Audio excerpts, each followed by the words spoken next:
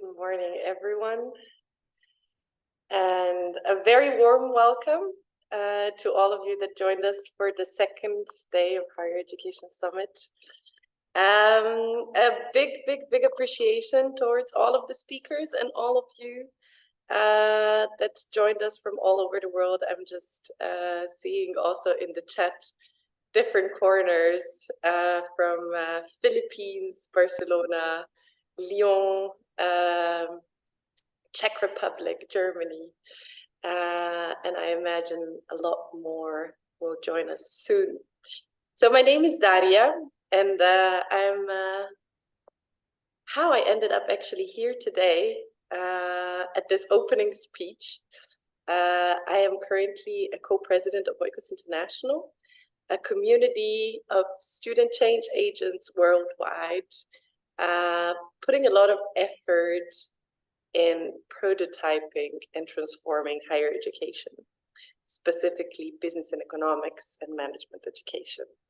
And how I ended up here is actually a very short story of a small act of kindness a few years ago, where a friend of mine invited me to be a moral support for a speech, which I wasn't sure what was for. I, of course, as a good friend, said, yes, I will be there. I don't know what it is for, and I'm happy to hold your hand there. And I actually ended up, even without knowing, on a founding of an oikos chapter in Belgrade, in Serbia. That's where I fell in love in the purpose. I dived deeper and deeper throughout the years into the passion of change and transformation. And that's how a very small act of kindness led me to here on 24th of November, 2023. So I'm very curious. Tom, how about you?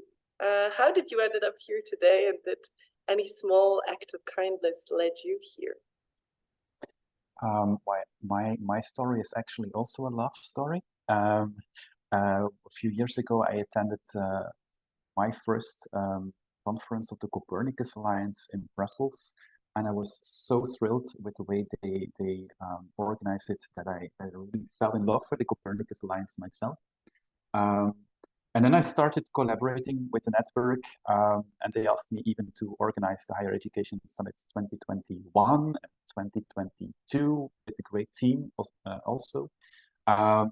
So I hosted the Higher Education Summits before, and maybe I think I diagnosed myself literally now as being addicted to our Higher Education Summits. And in the meanwhile, I got the opportunity to become the co-president of the Copernicus Alliance, where we are a network of higher education institutions that really try to foster sustainable development in everything we do. Voila. So yes, that's how I ended up in organizing the Higher Education Summit. What beautiful stories. And I'm curious, you already, both of us have been throughout the whole day yesterday, diving down the iceberg. So what are your aha moments or key learnings?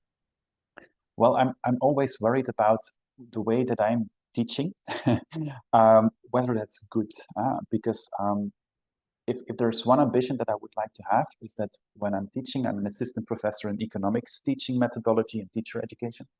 My ambition is that I would like my students, when they graduate, that they also try to take this role as infecting people with sustainability, being an ambassador for sustainability. That's when I think I'm successful.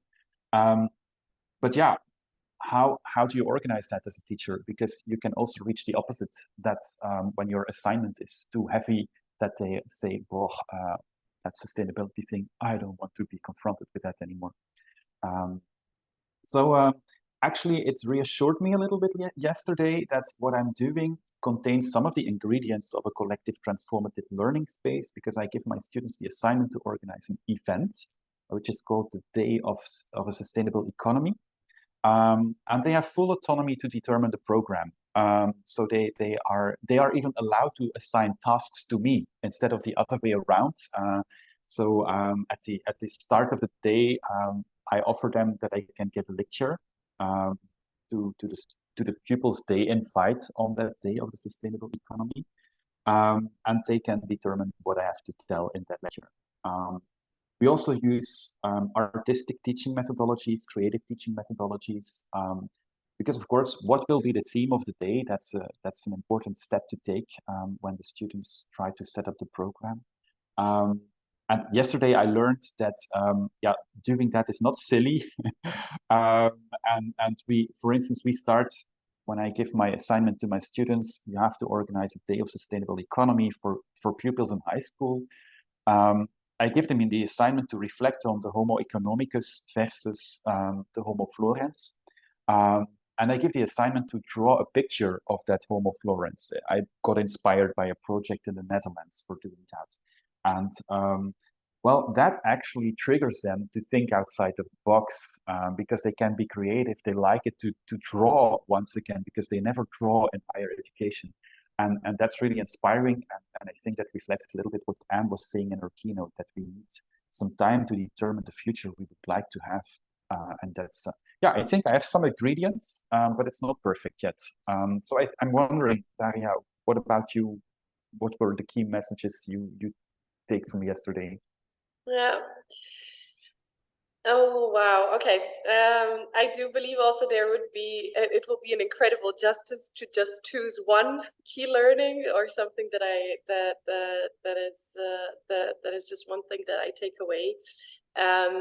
But one of the things that you just shared, I definitely second it.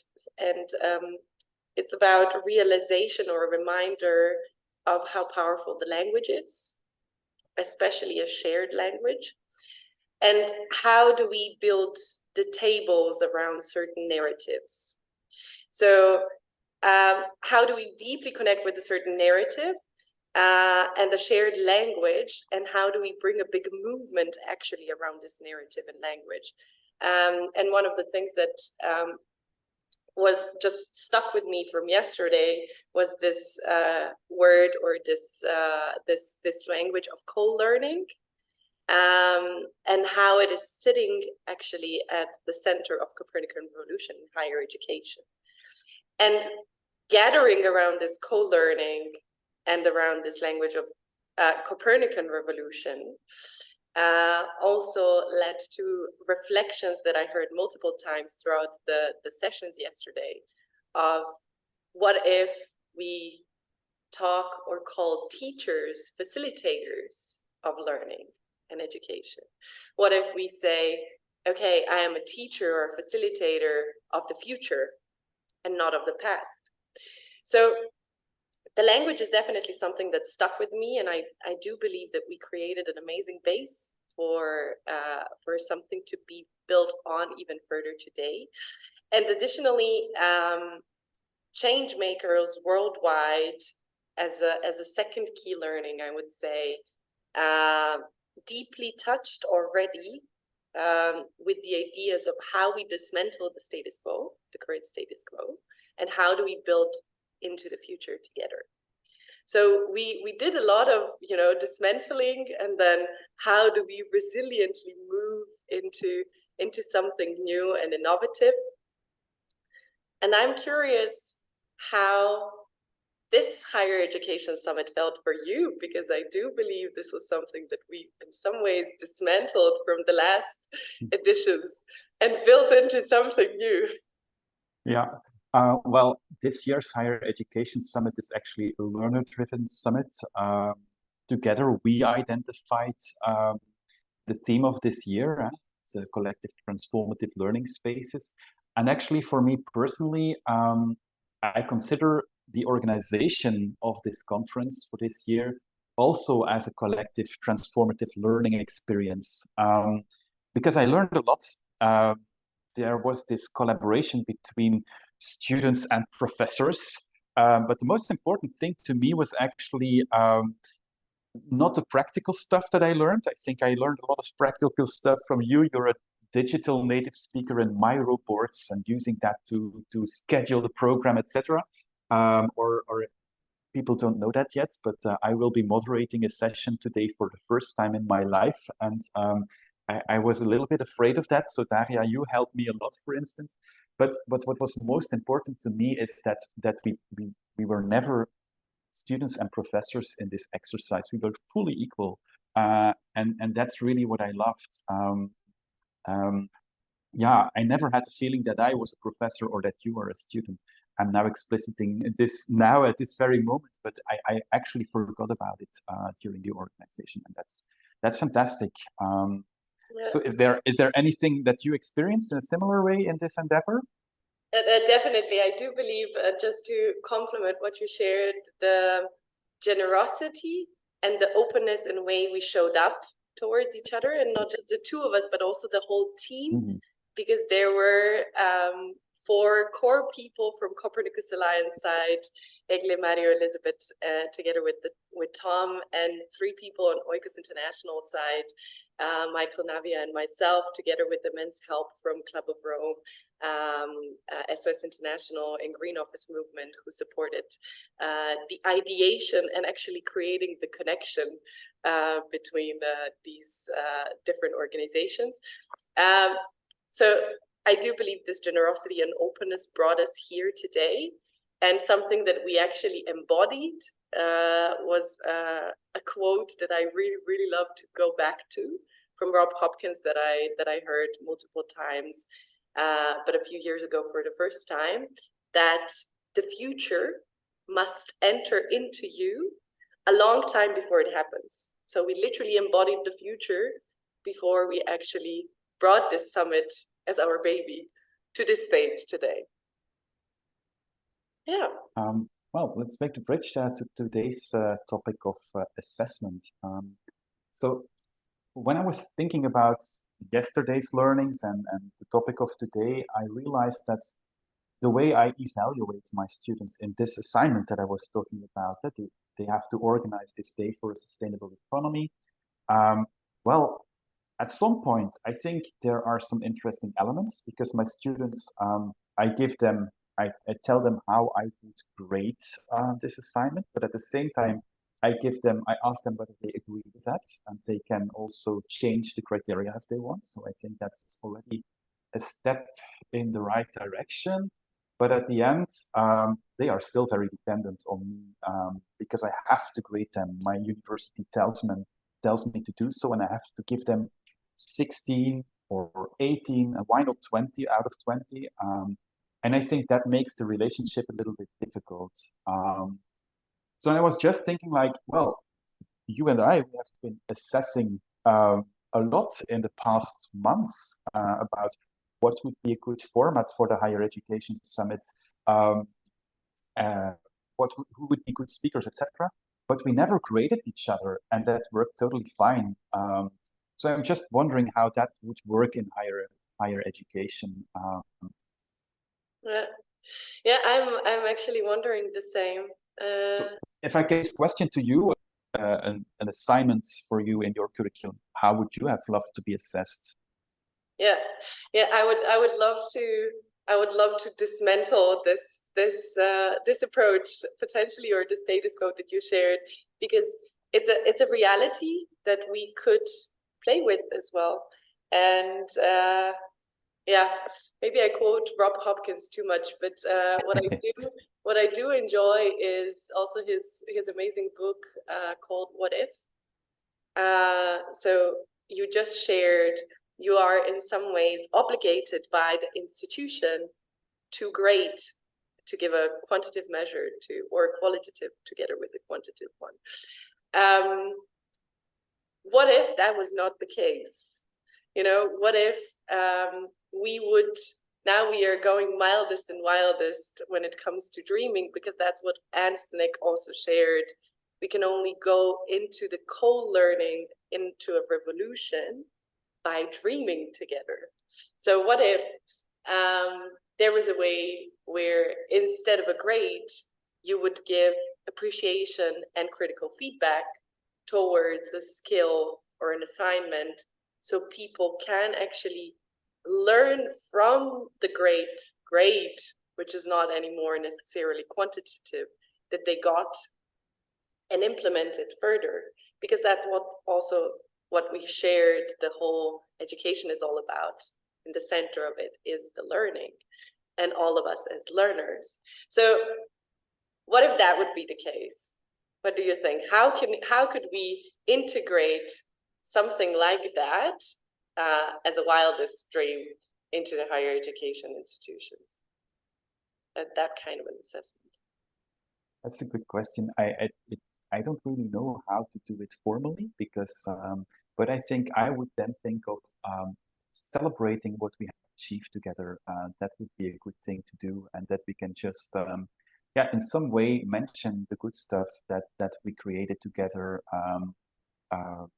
Like, well, apparently the pupils really liked the day that you organized. Well, that's fantastic. And if you can say something like that, the impact that you had, if you can somehow not per se quantitatively, but also qualitatively put something on that, that would be fantastic. Yeah, I'm curious. I do believe this is a great introduction to actually our next panel. And before we get our panelists onto the stage, thank you so much, Tom, for having a conversation with me and opening this incredible day. I'm very curious about it. Some very practical information to all of the participants that joined us. I do believe Michael, our IT facilitator for today, shared already in the chat the Miro board that we are using for an open harvest. So we want to invite you all to really use it and share your thoughts there. Because it will immensely help us all to grow and learn from each other collectively. And agenda for today, very briefly, before we dive into the panel, I'm just very quickly going to share my screen so you can see it. The beginning, we already opened today.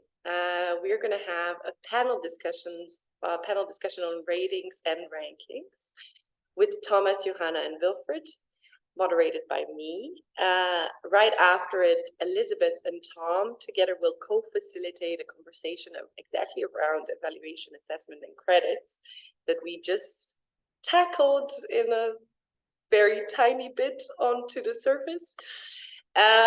We will have a longer break for lunch and work. We heard yesterday that people also just prefer doing lunch for 3 or 4 hours. That's totally fine. You don't have to work. This is just for people who want to. And then we will have, after the second block, from 4 p.m. CET, 8:30 IST, AM, and 10 p.m.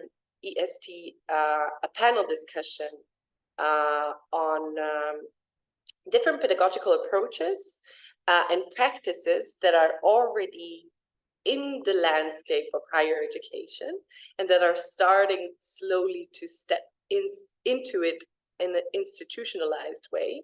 So we are going to hear from Gustavo, Geronimo, Ella, and Simone, moderated by Tom. And last but not least, we're going to have a practitioner space. Let me just, it doesn't want to go. Okay, we're going to have a practitioner space with 2 presentations. Unfortunately, I5 workshop got canceled due to personal reasons. So we're going to have 2 presentations, one after the other, and then closing up the day. So stay tuned. And I would love to now dive deeper down the iceberg and invite my panelists. Thank you, Tom, once more for sharing a stage with me. And I want to welcome 3 incredible people. Thomas, Johanna, and Wilfred. Welcome. Thank you for joining me on the stage. I'm very curious about this conversation and very excited. So I want to honor the room and appreciate also the audience. We're going to have a very lively discussion, at least that's what I would love to, and that's what I prepared. So I would love to invite you all also as the audience to interact in the chat, offer thoughts, offer questions, and I will pay attention carefully and include them, because we also want to appreciate your curiosity, and that's what brings additional value to this panel. So I would love to go one by one and actually invite all of my panelists to introduce themselves in a not very conventional way. So we are being agile, and I want to offer a question of Thomas, welcome. And what is in the center of your current change work and transformational journey? Could you tell us a bit more? Making the positive impact rating as applicable and as relevant as possible. It's very simple. That's beautiful. Tell us a bit more about yourself. I don't want to read through the bios and just be very conventional. I want to hear you about your journey, and why are you here today? Well, I spent my life at the University of St. Gallen in Switzerland, and I've always been engaged from being a student, where I was an oikos president in St. Gallen. I always was engaged in sustainability, and I ended up getting a professorship in sustainability management and being able to start an institute at the University of St. Gallen for economy and the environment. And that's what I did all my life. I loved it. I was really committed. In the meantime, in between, I was dean, I was vice president of the university, and that's where my critical experiences started, in particular with rankings and ratings and accreditations. I was responsible for them. And I remained committed and passionate about sustainability and about positive impact, I guess, till this day. And that's why we created the positive impact rating, because it needs a different one. It needs a different ranking. But tons more. Beautiful. Thank you so much, Thomas. I want to offer the same question to Johanna Wagner, who is a co-founder and ambassador of Join EDuC. Welcome, Johanna. Tell us, what is your current change work and transformational journey? Thank you and good morning. I hope you can hear me well. Thank you very much, Darija, for this great introduction and getting us warmed up with the discussion with Tom. I would say that currently my main focus is to accelerate change by supporting people wherever they are on their change curve. Because everyone is at a different stage, I think. Some are still resisting a little bit, and some others are totally ready.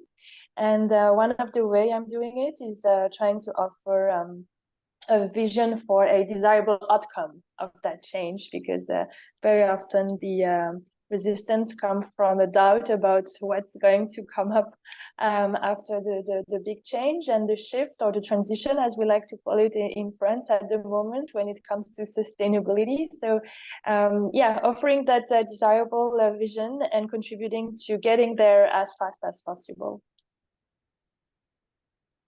Thank you so much, Johanna. Thank you.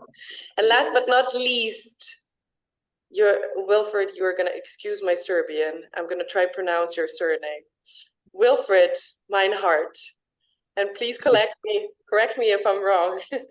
I don't need to correct you. Can you hear me well? Because I'm in Yes. an open space with my headphone on, so I hope you can hear me well. Perfect. No, this is perfectly fine. So Wilfred comes from Willem Frederick. So it's the first part of the two names, which is my birth name. So now you don't forget it anymore. So I work at Erasmus University at Rotterdam School of Business. It's a public university business school. I work there like Thomas. It's a lifetime commitment to build a school. I'm not a professor in my original position. I do institutional development work. I have been an executive director for research for 15 years in this school. From the end of the 90s until 2014, I helped to build the Erasmus Research Institute of Management, which is now an institute of over 350 researchers, which is a pretty substantial concentration of faculty in the Netherlands, in Rotterdam. And this institute is still there and still evolving into the open science world now. It's very nice to see that transition again. But in my current position, I support the board of my school into the transition from being research-driven to become impact-driven and engagement-driven. And it took us 15 years to move from 0 to research-driven. I hope we can speed it up a bit and become sooner impact-driven but we're on this journey, and my job is to help this change process, to think systemically, and use all the wonderful tools that are available to us to create a future-proof business school in Rotterdam, which is stakeholder-driven, which is responsible. I work in Prime. I help to lead the reporting committee in Prime. I'm in the global working board of the RRBM, the Responsible Research in Business and Management. I'm in the steering board of BSAS. So I try to use my institutional relationships to help change the system. And to be honest, I'm very happy to be in this conference, to be among the stakeholders, to our students. I think it's wonderful to be here and dream with you guys. Thank you for inviting me, Darija. You're very welcome, and thank you so much all truly for accepting the invitation. So as a student, actually, I will try to hold this space for all of you and ask some curious questions. I would love to actually start to give the word again to Thomas and ask you, Thomas, you just scratched on the surface while telling us a bit about yourself and about positive impact rating. So I want to ask you, why is the peer positive impact rating essential or crucial to shifts that are happening in the landscape of higher education? And how can we actually get involved students effectively in the ranking? Super question. I'm happy to respond to this. First, thanks for inviting me. And I apologize, but I'm going to use a few slides to make it more visible what I'm going to say. And let me just start with this slide. Can you see it? Yes, I guess you can. Why does it need the positive impact rating, and what is the idea behind it? Let me focus on 3 elements. I was in charge of rankings and ratings and accreditations while being a vice president at the University of St. Gallen, and I learned all about them. And the rankings typically are very narrow-minded. They are economically oriented, and they're in the self-interest of the institution. And that was something that I didn't like too much. It still is the case. So we got together in a large group of business school stakeholders globally to come up with an alternative rating. Initially, we wanted to infuse this rating into the existing rankings like the Financial Times or others, but this didn't work out because they are not ready to change, at least not that fast. So we created the positive impact rating as a standalone, as our own rating. And there are 3 elements that are crucial for the positive impact rating. We measure the positive impact of business schools. And let me say it in our, how we branded this and how we define it. We want to move business schools from being the best in the world to becoming the best for the world. That is what we are aiming for. And that's why we created a concept that measures the positive impact of business schools, the societal impact. Secondly, we thought, why are students not really involved into rankings? I mean, it's impossible. I have no idea. Education and students are really not taken into consideration. We decided we focus on the students and we want to measure the positive impact of business schools as seen and assessed by its own students. We wanted to give the students a voice of their own, and that's what we did with a positive impact rating. Thirdly, I never liked the rankings for many reasons. One is because it's so narrow-minded. The second one is because minor differences between schools got blown up into huge differences when schools moved like 2 or 3 ranks up or down in the ranking for changes that were not really visible. And the methodologies always are quite crude, and it's difficult to really rely on them. So we decided we want to create a rating like in the Guide Michelin. It's much nicer anyhow, to rate them on different levels or with different stars. And this creates and helps the schools to practice more collaboration than simply competition. It's not worth wasting the time with the competition for negligible differences. But let me go on. Our positive impact rating model, which was developed in a large stakeholder group over a 2-year period, it comprises of 3 areas: energizing, educating, engaging, 7 dimensions, and we use 20 questions on a scale from 1 to 10 to assess these 7 dimensions. On the energizing area, we differentiate between governance and culture. Governance is basically about the vision of the school and how it is lived, how credibly it is lived. The culture is how this reflects in the behavior of the people, and in particular the leadership of the school. Educating, we're interested to find out what do the learning programs look like, what is being taught content-wise. Are stakeholders included as a topic? Are they physically present to interact with them? The learning methods, probably the area where the most change is necessary in business schools till this day, because we need to involve the learners much more actively and integrate them. And that's what we ask for here. But thirdly, student support. Are students supported in becoming engaged for society or for stakeholders? Do they get school support? Do they get visibility and a platform and all of these things? Engaging, the third area, here we ask and we are interested to find out if the institution is really acting as a role model and if it is perceived as a role model by the students and by the other stakeholders. And the last dimension is public engagement. What do the schools actually do to support and to help solve societal problems?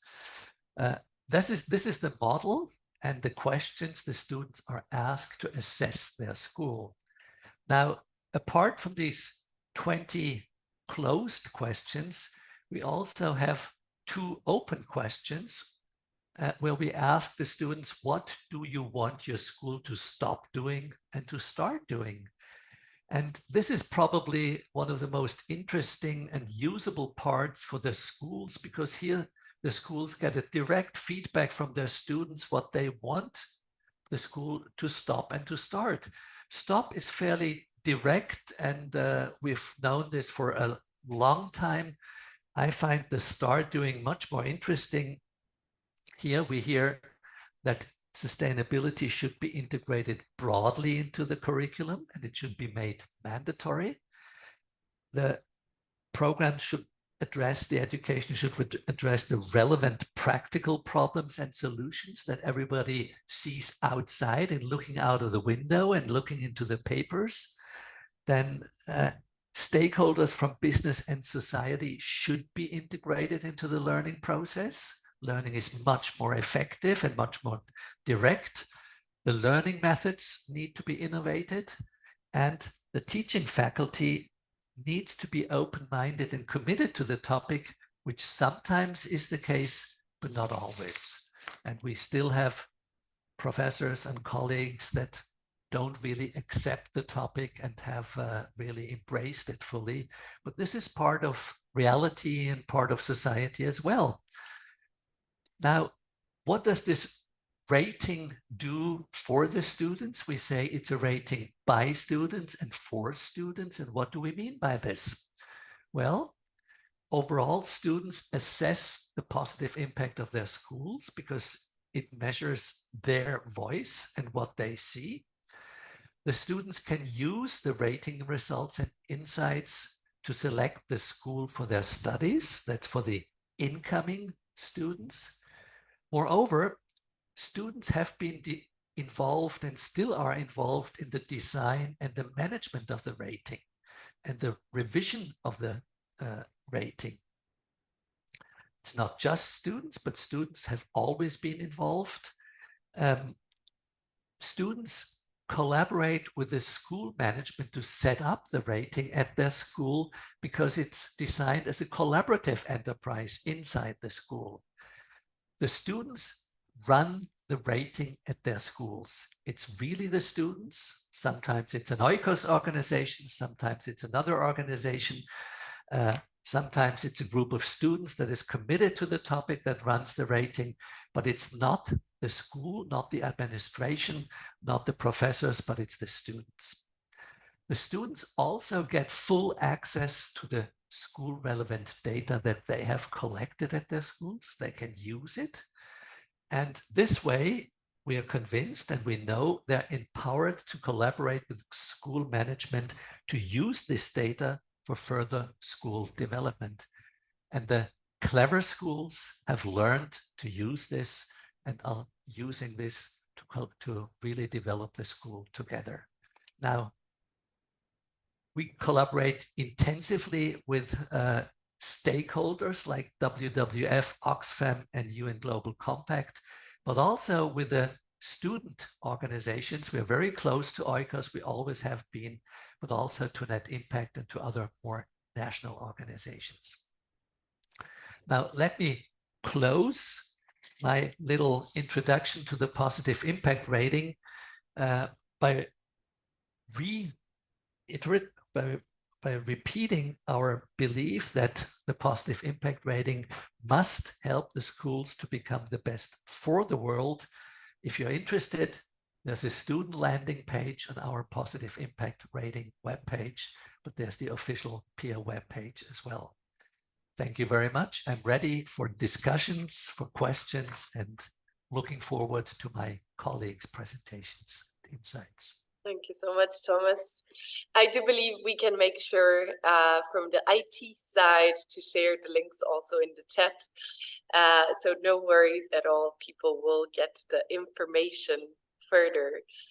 And thank you so much thank you so much for sharing, Thomas, about positive impact rating. And I'm curious, Wilfred also within his change journey shared a bit about the importance and the power of the systemic approach.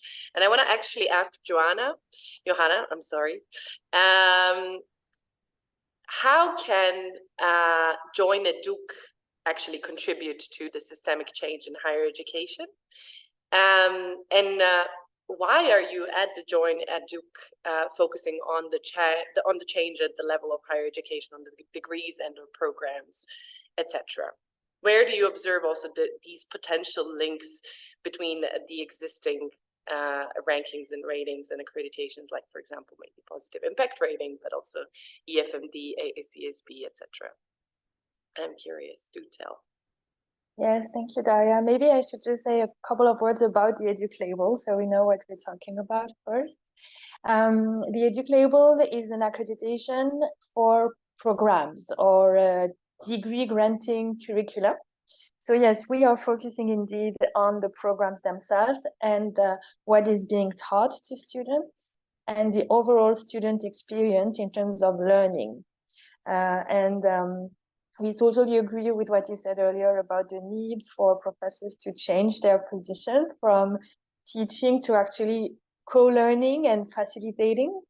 And we see universities as a true driver for systemic change, because most people who are currently leading us, whether through companies or political positions, they went through higher education, right? So they are higher education graduates. So we could say almost 100% of them went through higher education at some point. So we really need to focus on higher education this way to drive systemic change in society. Now, the EDuC label is focusing on the programs to drive systemic change in the universities themselves, because we need a bottom-up movement where professors who are already doing things at the level of their programs within their courses get visibility on their initiatives. For the last 3 years, we've been working on the framework for the EDuC label. We are two co-founders, Karina Hopper and myself. We started from a position of lecturers. Lecturers who identify that currently students cannot choose a program based on its integration of sustainability. And yet it's a key consideration for students. They want to know whether they're going to be prepared to navigate the future and contribute to a positive future. Whether they want to study finance or they want to study biology, they want to know that they will get these new skills, these new competencies. And it's not possible with the current state of rankings and accreditations as it exists. And that's why we started focusing at this level. So we were seeing that some institutions, so this top-down movement was already going on. Institutions were creating new master's degrees in sustainable management, for instance, in preparing people to become CSR directors. But what they were not doing was integrating sustainability throughout the existing programs to make sure that everyone would be taught what climate change is, what biodiversity is, why we need to protect it, and so on and so forth. And yet many professors are already doing things, but they're doing things voluntarily with no framework, with no guidelines. So one will organize a workshop with a nonprofit. Another one is going to initiate some service learning. So they are doing these few things here and there. It's only voluntarily. And therefore, when they leave, the initiative itself might also just disappear. Right? And with a label, with an accreditation, what we're doing is that we're making sure that these personal initiatives are going to be sustained over time and that they will become something that cannot be removed easily because it's part of the program itself officially and recognized by an accreditation. So we want to offer these professors a recognition of their efforts that they have been putting on for a while and may have been invisible. We want also to help institutions who are starting initiatives that are top-down to actually have visibility on what's happening in their different programs, because some universities are so big, they have so many programs, and they don't really know what's happening there. And with program level accreditation, it's possible to better know what's happening in there and to make sure that it's coordinated, it makes sense, it goes in the same direction.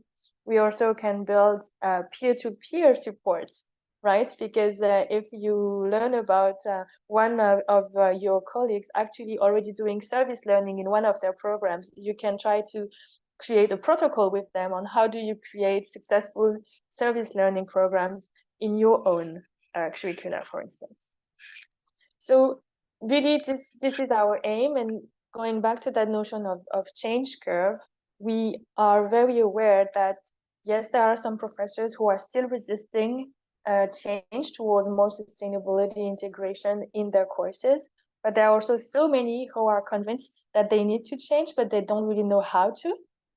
And we created a framework of 120 criteria with a group of international higher education stakeholders. And we made sure that these criteria can fit any type of program and can become actually a tool to set priorities, create a roadmap, and track the progress. And that's what we want to do. We want to help, we want to support. We don't want people just to tick the boxes and say, okay, that's done, I can go and work. No, this has to be integrated in their way of working. And so it's what you teach, how you teach it, who you bring in the classroom to support your teaching. All of this is integrated in our criteria framework. And from the beginning on, to go to the second part of your question, from the beginning on, we've been very careful to be in touch with the existing rankings and accreditation bodies, especially in the realm of business schools, because accreditations and ranking are especially famous and popular with the business schools. And we created links there because we want to support them also in changing the way they are assessing schools and they are ranking them. And it's true that if we simplify, in the past or up until now, rankings were mainly focusing on how well business schools were doing at preparing students to get a high salary, right? Because that's a big part of the rankings. And of course, that's way easier to measure than measuring how a business school is preparing a graduate to become a responsible citizen. What is the metric that is going to show us, everyone, that a business school is actually generating responsible citizens? And of course, that's very difficult.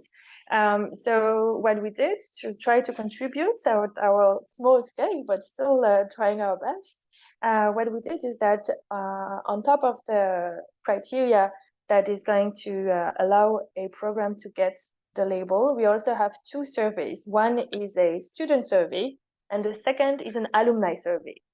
And our aim, our vision for this is to measure impact over time of some types of teaching and learning, and the impact it has on people's life in terms of, do they get mandates in non-profits? Are they driving sustainable practices in their companies? Are they themselves initiating citizen movements? And so on and so forth, so that we can track that over time. Of course, it comes with a lot of practical challenges, but we have to go for that vision. And then we will figure out how we can do that as best as possible. But for us, it's very, very important. And therefore, we're going through many doors and windows, I would say, because we are researching, we are piloting the label, we are writing, we are teaching, we are spending so much time with program leaders and professors to really try to understand where are the obstacles, where are the already existing success factors or failure factors. We like also to talk about failure factors. What is not working at the moment, and so on and so forth. Thank you so much, Johanna. That's incredible. That's truly incredible. And something that I just saw also in the chat, a comment by our colleague Michael, is actually also something that I hold as a question as well. So how can you, and something that you are extremely trying to put effort in and work on and prototype, as you shared, how can we also, from different angles and different approaches, not just as lecturers, but also as students, as change makers, really bring this change inside, from within the system and inside of systems, so it's not actually on the sideline, but it becomes a core challenge of the system to actually transition and transform. So something that I actually wanted to then weave and dive with Wilfred. Wilfred already shared that you are within the system trying to connect different dots and change it from within. So I'm just very curious, diving a little bit onto a different level, or down the iceberg even, let's say, thinking about institutional multidimensional context. What is the role of engagement for actually rankings and ratings in this context? Johanna touched a little bit onto the accreditations and their work as well, but I'm curious, what is, in your opinion, the role of rankings and ratings? Yeah. Thank you very much, Darija. Before I start, I would like to introduce also a fourth speaker and contributor to this panel, and that is our new little friend called Bart. He's still in his infancy, but he's already so terribly intelligent that he can join any panel at the same time if he wants to. But he's with us from now on. He's with me, so I invited him to be with us, and I prepared something that I shared with you, Darija, and the team already and you can share it to every participant in the conference, because I think this little baby did quite a good job in answering our questions for the panel. And I think we can't ignore him or her. Maybe it's in her, I don't know. Maybe it's a he, she, I don't know. But we can't ignore him anymore. And if I say him, it's called in the general way of inclusion, but I use the he as a simple thing. So that to start with. And I think this generation of students, but also my generation, I'm 62, I feel like a rebirth situation professionally since the beginning of this year. And you say it on your website, the Copernic revolution, it really has started. And if I look at systemic functions of this, take the two initiatives that have just been presented. Both use surveys as instrument of measurement. And surveys are answered by people. For how long will this stay this way? That we survey people. We could, so you do it once a year, and like you do once a year an accreditation, and once a year a ranking. Now that we have little Bart, we can do it on a continuous dynamic way. And we can create monitoring, benchmarking, and conversation with other stakeholders and with the knowledge base he has to help students and stakeholders make sense of how the change process in institutions is ongoing. So that's my first message. And my current motto is embrace Bart. But with this motto of embrace Bart, I mean embrace the revolution, embrace the Renaissance, embrace the Copernic change we're in. And that is not only for students, it is for infants, it is for adults, it is for senior faculty, it's for us. The second motto I have, we're all machine learners now. And students in the same way as faculty. Faculty is disrupted. Governance is disrupted. So the wonderful thing of this is that we can rethink rankings and accreditations and ratings in a much more dynamic way. So what I've done, also, of course, I have my own tool to present here too. I stepped into machine learning in 2018-19 when I noticed that my school was creating prime reports and we were stickering activities with SDGs manually. It was a very nice family game we did, but it didn't bring us very far. It helped us a bit to profile that we're engaged and so on, but it was not systemic. And you can't keep it up with, say, 2,000 master theses per year in the production. 2,000. You can't sticker everything. Then my job becomes stickering. So I'm not going to do that. So we created a machine learning facility. And it's now an open science website called sdgmetrics.com. I will share the URL later in the chat. And what we did, I started mapping, SDG mapping, all the outputs of my school. Academic articles, PhD theses, master theses, the entire canvas, all the communication messages that we send into the world. And I now try to build footprints of my school, like Johanna does it for education. I try to do it for the entire school, but in such a way that every result is mapped. So meaning that the entire footprint, because of this technology, it eats documents, it never sleeps, it's never tired. If I upload 1,300 master theses, full text, he says, thank you, I will eat it, I will bring it back tomorrow. And this is the world we live in. We live in an intense big data, high technology mapping opportunity. And I used all free technology. I used Google BERT, B-E-R-T. It's interesting. Now they use BART for the conversation, but BERT was the algorithm they put in the open domain in 2018, I think it was. I used open access research results of fellow institutes to train it. And here I am. I have put the algorithm back in the open domain on GitHub, so that others like Oikos, for example, could use it, or Johanna could use it, or Thomas could use it. to augment the methodology and make it much more dynamic. So mapping the institution with this technology helps my academic leaderships to figure it out, to have a meaningful dialogue.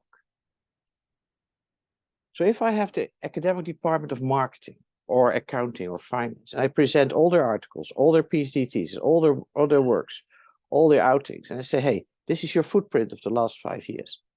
How intentional was this?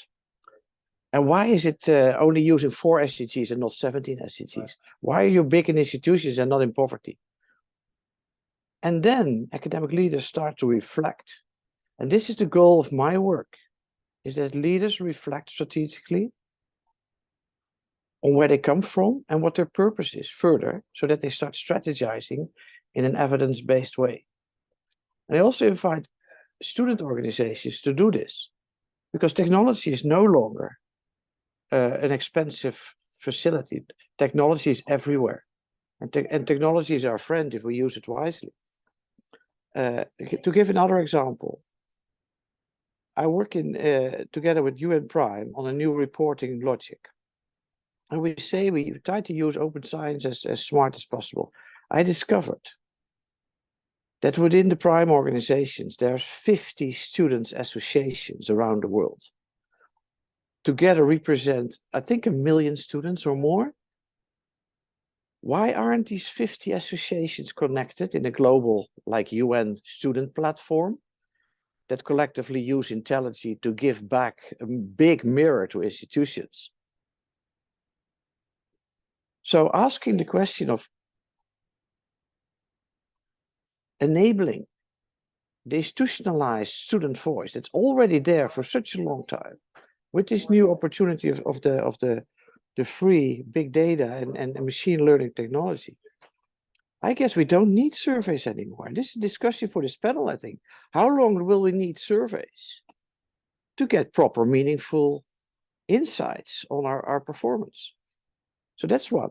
And that's a discussion for the panel, I think. And also, I really appreciate feedback from the audience. But the second one is, I look more positive at rankings and ratings. Why is that? Because they're often composed of 16 to 20 variables, like the system of Thomas showed. There's 20 questions on 7 or 8 dimensions. That's the classical method. Rankings do it the same. So forget about the overall rank. Forget about the 40% salary variables that's in there. And I'm happy that's only 40% salaries, by the way. So it means there's 60% other stuff there. So forget about the salaries, forget about the overall rank. Look at the 15 to 16 other variables in there. And then you can benchmark your institution. You can benchmark program level quality. You can benchmark institution level quality. You can benchmark career progress. You can benchmark sustainability. And it's all there. So start using the rankings smartly by drilling into the variable level. Maybe combine 2 or 3 variables into a more thematic approach. And then start telling narratives of how schools relate in certain dimensions. And I think this technology is not rocket science. It's simply a different way of using the existing evidence in the ecosystem and using the available technology available to us to do it in a more smart way. And to be honest, I don't believe anymore in surveys. And that's a deliberately hard statement, because I think research methodology will be totally disrupted by machine learning. We're trying now to hold it back, to create all kinds of responsible use principles. But this is only in its infancy. You can't stop the tsunami. You have to deal with it strategically. And I think the students and oikos, but also the other 50 organizations in the UN Prime, together can create a massive voice. This technology. I stop here. I will share some links, but I hope this is enough for the discussion. It's perfect. I actually don't even have to ask a question, Wilfred. You did it for me. So I'm curious if there are any reactions I do believe, at least for me, it was very thought-provoking, all of the presentations. So I'm really grateful for all of you sharing your thoughts. And I'm just curious, I want to offer space for actually a conversation, because I shared also with the panelists, but I can share it transparently with the audience. I would love to have this as a proactive, impactful conversation rather than me asking questions and holding the space for the three of you and additionally audience to speak. So Thomas, I see you are unmuted. Feel free to pick up the piece. I'd love to give a short remark to Wilfred. I love your thoughts. I mean, you're always far ahead. That's great.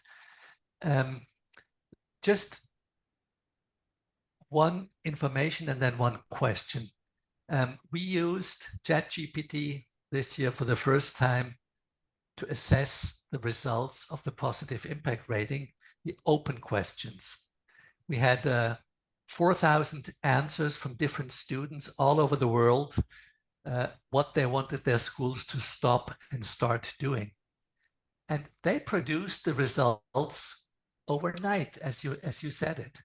And they created individual school-specific results that we could print out, make a nice one-pager to give back the results to the individual schools. Fabulous. This year, we did it in parallel to what we did by hand, just because we didn't trust it yet. And that's the thing. How do we speed up our trust into the system and the realistic trust? To ask you a question that is currently hotly debated at the University of St. Gallen, one of my former colleagues, a professor, says, okay, more and more students are turning in their papers and their theses produced by ChatGPT. So why can't I feed all of them into ChatGPT and ask my ChatGPT to create the results, the grading and the comments at the same time? Why should I work anymore? We now have ChatGPT. It's a fantastic discussion, and we all have red heads because we don't know yet the answer. It seems impossible, but the tsunami is really working. You're quite right. Now, the interesting thing is, Thomas, you're now talking about the assessments and assignments, and we talked about assessment earlier before we started. That's a one-time, say, assessment at a specific time point of a specific set of literature. It is so narrowly defined how assessment is. If you take it in a different way, and you don't say we assess the knowledge that you have, but we assess the quality of your questions, then prompting, which is a new technology, asking questions. If you're crazy, you can ask any question, but if you're knowledgeable, you will ask a very smart question. Yes. So knowledgeability and the level of the specificity of the question makes sure that the answer becomes much, much better. So making students knowledgeable, prompting experts during their study, and forget about all the assignments, assess the questions that they ask, is turning it upside down. And we don't have to assess what they know, but how they knew. So the transformative nature for me is about changing from the what dimension to the how dimension. And assignments become obsolete in the how dimension. This is my reply to you, Thomas. Thanks. And maybe to answer Caroline's question in the chat about how the EDuC label is going to use technology and AI for the rating and the future of service. So for the actually for the rating, we were already working on it, but when we started almost 3 years ago, we thought we would need our own technology to do that. So we have a proof of concept of an AI that can actually pre-scan the syllabi that are submitted as evidence to the answers to the different criteria. So that's how we wanted to do it. Now we have, of course, to adapt to what's existing, what's available.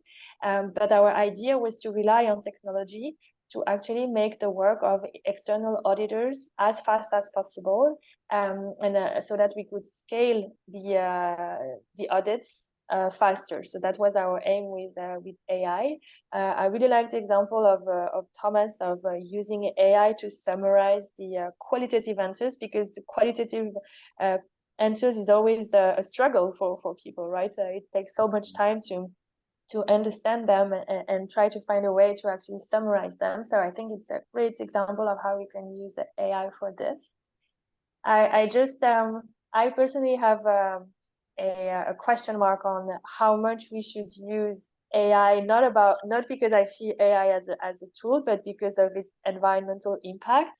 And I'm not sure yet of the scale of it, but I know that it's extremely energy intensive. And that when we use AI, even if it's smallest form, even like when for a Google search or whatever, we are actually using a lot of energy, and we don't realize it because the answer comes in a second, right, or even less. So I'm just questioning how we can become smart at using AI in a way that the result it brings is actually balancing out the environmental impact of looking for the answer. And I'm not sure how much this is already available in terms of data, but from what I've read about it, AI is not neutral in terms of environmental impact. So that's something I want us to consider, especially in higher education, because we could overuse it, and it's a real risk, I think. I totally agree with you, Johanna. This dimension, everything should be assessed on its sustainability, even AI. And but you have to calculate what the extra uses of energy compared to methods. I think we're not there yet, but we will have to do this. Like we now have sustainability reporting for companies. The sustainability reporting for higher education institutions is starting.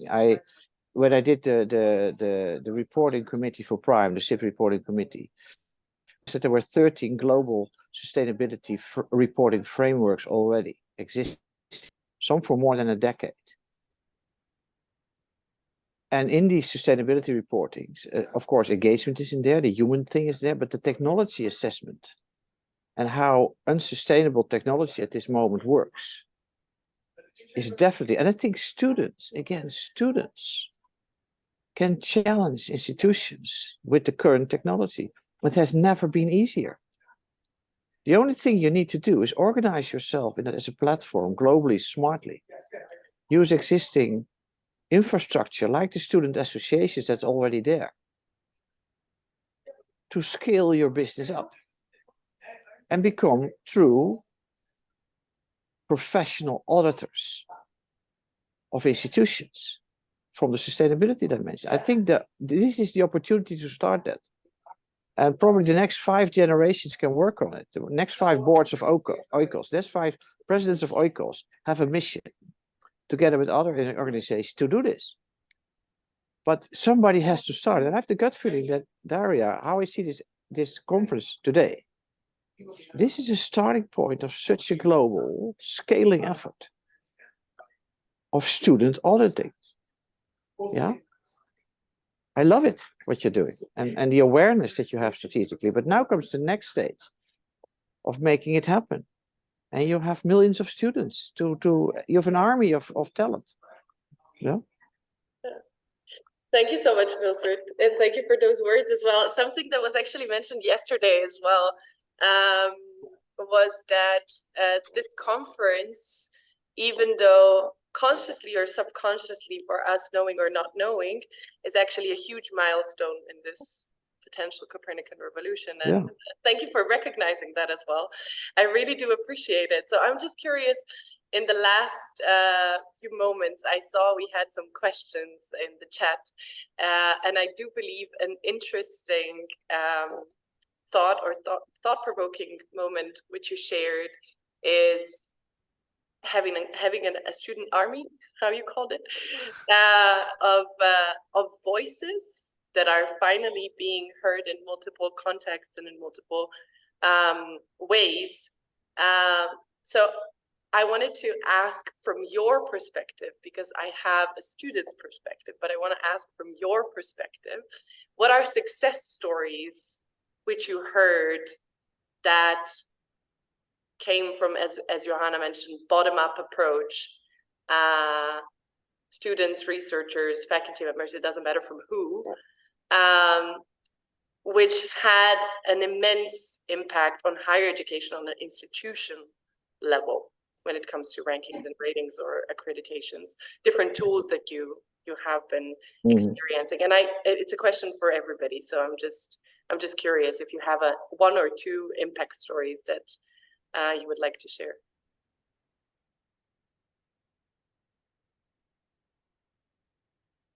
So I don't want to dominate the panel, but I have an example, also connected to the existing multidimensionalities of institutions. You already started with that in the start.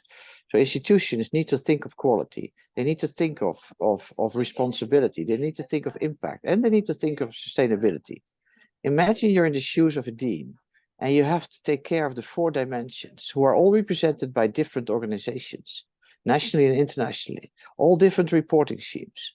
Imagine the challenge of a school who wants to perform on all 4 dimensions. High quality, very responsible, impactful, and sustainable. That is more than education, right? That is, you can only do that when it's in the core of your business. And to take sustainability as an example, most educational, how we produce education is in terms of programs. Of course, we have courses, but courses are always bundled in a program because a program delivers you a degree. It's very simple. This is the unit of analysis of accreditations and of assessments and so on. And programs are collected in portfolios. But on the program level, you have learning goals. Accreditation organizations always focus on the learning goals and the learning achievement in the programs, not in the courses, in the programs, on program level. So a program is 60 ECTS a master, or 100 ECTS, depending on the country. You have 50 to 25 courses in there, and all cut up in little learning goals and so on. But the learning goals and how you achieve them in your assessment and your learning and your demonstration is the essence of the production of knowledge. And I think now that sustainability has come into the learning goals, not only as an aspect or a keynote speaker or an illustration, of course, but in the essential learning goals of the program. Programs are changing because you need to demonstrate that intended learning in the end was achieved learning. Otherwise, you lose your accreditation. It's very simple. And you're not allowed to give the degree anymore. So focusing on the core elements of program design, also in the evaluation by stakeholders, is the most fundamental thing you can do, because those are the DNA elements of learning in institutions. So I advise you to focus on those elements that are combining intended learning and achieved learning. And focus on the connection between that from a new perspective. That's my reaction.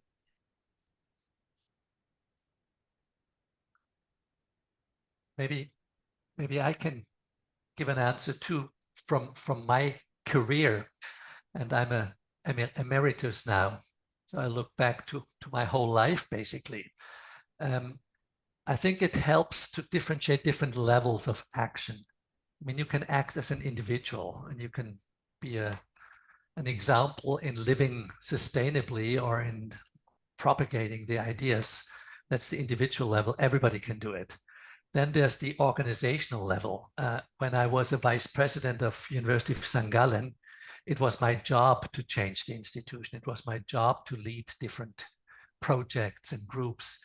But without being in that position, it's quite difficult. And obviously students were involved into these projects. So students, looking at it from the other side, can come in as well and represent student ideas and student interests. But mostly you have to go already through institutions, like being member of an oikos organization or something else. And then there's the institutional level, which is above the university or your own institution. And I only reached into the institutional level when I was a vice president, because I was member of different research programs, helping to shape the research program towards sustainability. I was on the board of EQUIS to change the EQUIS accreditation guidelines, injecting sustainability into the accreditation guidelines. That's extremely powerful, because then all the other business schools, when they go for accreditation and re-accreditation, they have to live up to these guidelines and to these criteria. But you have to be in a position in the first place where the organizations organize these things. And that is challenging. Students rarely have an institutional level perspective and position to really get engaged. And if you want to do it, you have to do it through your home institution and try to get into institutional level activities. But yes, there's lots to do. My chair in St. Gallen was created thanks to oikos, because they put so much pressure on the then rectorate in St. Gallen that they created this chair, and they created our institute. It was fabulous. Without the oikos students, it wouldn't have happened, because the professors were way behind. So yes, you can change things, but probably mostly on your own institutional level, your own organizational level. Johanna. So maybe I will share about an initiative that we started at EDuC Business School in 2020, which was, we called it Back to School for the Planet. And we invited alumni to sit back in the classroom in newly integrated sustainability courses, thinking, well, it's an update of their skills. These courses didn't exist in the past, and now they exist, so they should have access to it for free. And mainly because they are currently working and making decisions in their daily lives. And why is it a success and had impact? Because first of all, we had a lot of applicants in the alumni network who wanted to get into that classroom. When they left, they said that it had an impact on the way they were working, and they had changed some of their practices. One of them became a volunteer in an association, for instance. And then we wrote a book chapter about it with Karina Hopper to tell more about it and why it was important to shift our perspective on lifelong learning. And also we integrated it as a criteria in our own framework, asking what are the initiatives related to sustainability towards your alumni. And so it's kind of like going full circle with that thing, which was just, first of all, a pilot, and just let's try something that didn't exist, and now we want to make it. And when people look at the criteria framework and they go to that criteria, like, oh wow, we're not doing anything. That's true, we could. Oh yeah, let's think about it. And now we can see that others are actually trying to take that idea for themselves and see how it could work for them. And for us, it's also changing the mindset of business schools, because at first some people were like, oh, but this is going to take business out of the executive education business unit, and we're like, no, I don't think so, because these people who come to the classroom, they wouldn't have like signed up for another type of training. They come for a very specific a scheme, I would say. It's a facilitating access to sustainable content, and these people then will recognize the expertise of the school in that dimension, and will be able to talk about it, and they become new ambassadors about that expertise that the school has developed these last years, and was not an expertise maybe 10 years or 20 years ago when these people were in the classroom. So I think for me, it really shows how we need to change our mindset, and it's another pair of glass that we have to wear when we look at this type of situation. Oh wow. Thank you so much for all of the success stories, and I'm tremendously grateful to all three of you, to Johanna, to Thomas, to Wilfred, for showing up and sharing such, for me personally, inspiring, overwhelming, and exciting thoughts at the same time. So I have to admit, I would actually give one last, probably 1 minute in total, and I will not take more of your time, assignment, and actually give you the word to share one word or one sentence of what you take away from this panel. So I would love to, I don't know, give the word first to Johanna, and maybe share one word or one sentence that you actually take away and you leave with after this conversation. Looking down at my notes, as a good old student who is taking handwritten notes, I would say that we have also to shift our perspective on how we're going to use AI to accelerate this change that I'm looking for. So even though I'm sometimes a bit resistant about it, I'm going to take Wilfred's very wise words and take a new look at it. Take a leap of faith. Yes. Maybe that's actually your commitment we had yesterday, the Brave Space, around Copernican revolution. And the last question that I hosted was, what would you do within the revolution if you had just 1% more courage tomorrow? Thank you. Thank you very much. What about you, Thomas? What do you take away? Well, Wilfred is very challenging again. And I guess that's good because we can't get away from it. I thought I was retired now and emeritus and could focus on the nicer things in life. No. Thanks a lot, Wilfred. But it's a good challenge. Thanks a lot. Wilfred. I'm using one word, relearn. And all of us, babies, adults, learners, professionals, professors, highly rated professionals, everybody, relearn. Lifelong learning. Absolutely. Thank you so much. We are all machine learners now. Yes. Truly grateful. Thank you, everybody. Thank you for joining me. I really hope, I saw there was a lot of interaction in the chat as well. I really hope there are going to be a lot of takeaways from within the audience as well, harvested on the Myra board. And I'm very happy to share once more the Myra board link to the panelists, because I do see that it's challenged and at the same time invited us all for some co-learning. Very happy about that. I would love to invite you all for a short bio break. I will play 2 songs. So we're gonna have a 6-minute bio break. And after that, we're gonna be back with, I do believe it's Elisabeth and Tom who are going to facilitate a session around assessment credits. Yes.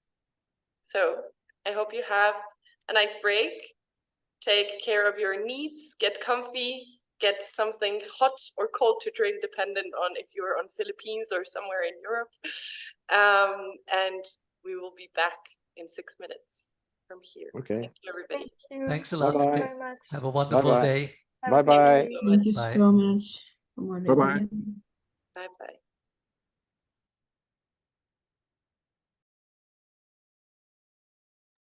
And welcome back. I hope you had a nice bio break. And I hope we can refreshed start into a new session about evaluation, assessments, and credits. And welcome Jordan, welcome Elisabeth. Tom, are you still co-facilitating this, or it is Elisabeth taking over?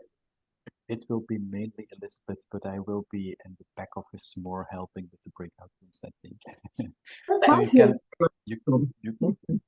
you can also take off the spotlight from me, actually. Okay, sounds good. Then I give the word to Elisabeth. Elisabeth, take us on a journey of assessment, evaluation, assessment, and credits. Yeah, I'm not sure if it will be a journey, but evaluation and assessment is obviously an integral part of higher education. For many of us, I think teachers and students, it's rather a burden or even a curse sometimes, or even source of fear for students especially. In any case, it's an essential condition for obtaining credits and diplomas, which is one of the main reasons why students are there. Today, assessment and evaluation in higher education institutions is largely teacher-driven, and the general tendency, at least in France where I am teaching, general tendency is rather on standardization. We are obliged to formulate rigid reference frames about the competencies to be achieved long time before we start teaching. So there is hardly any leeway for student-driven assessment.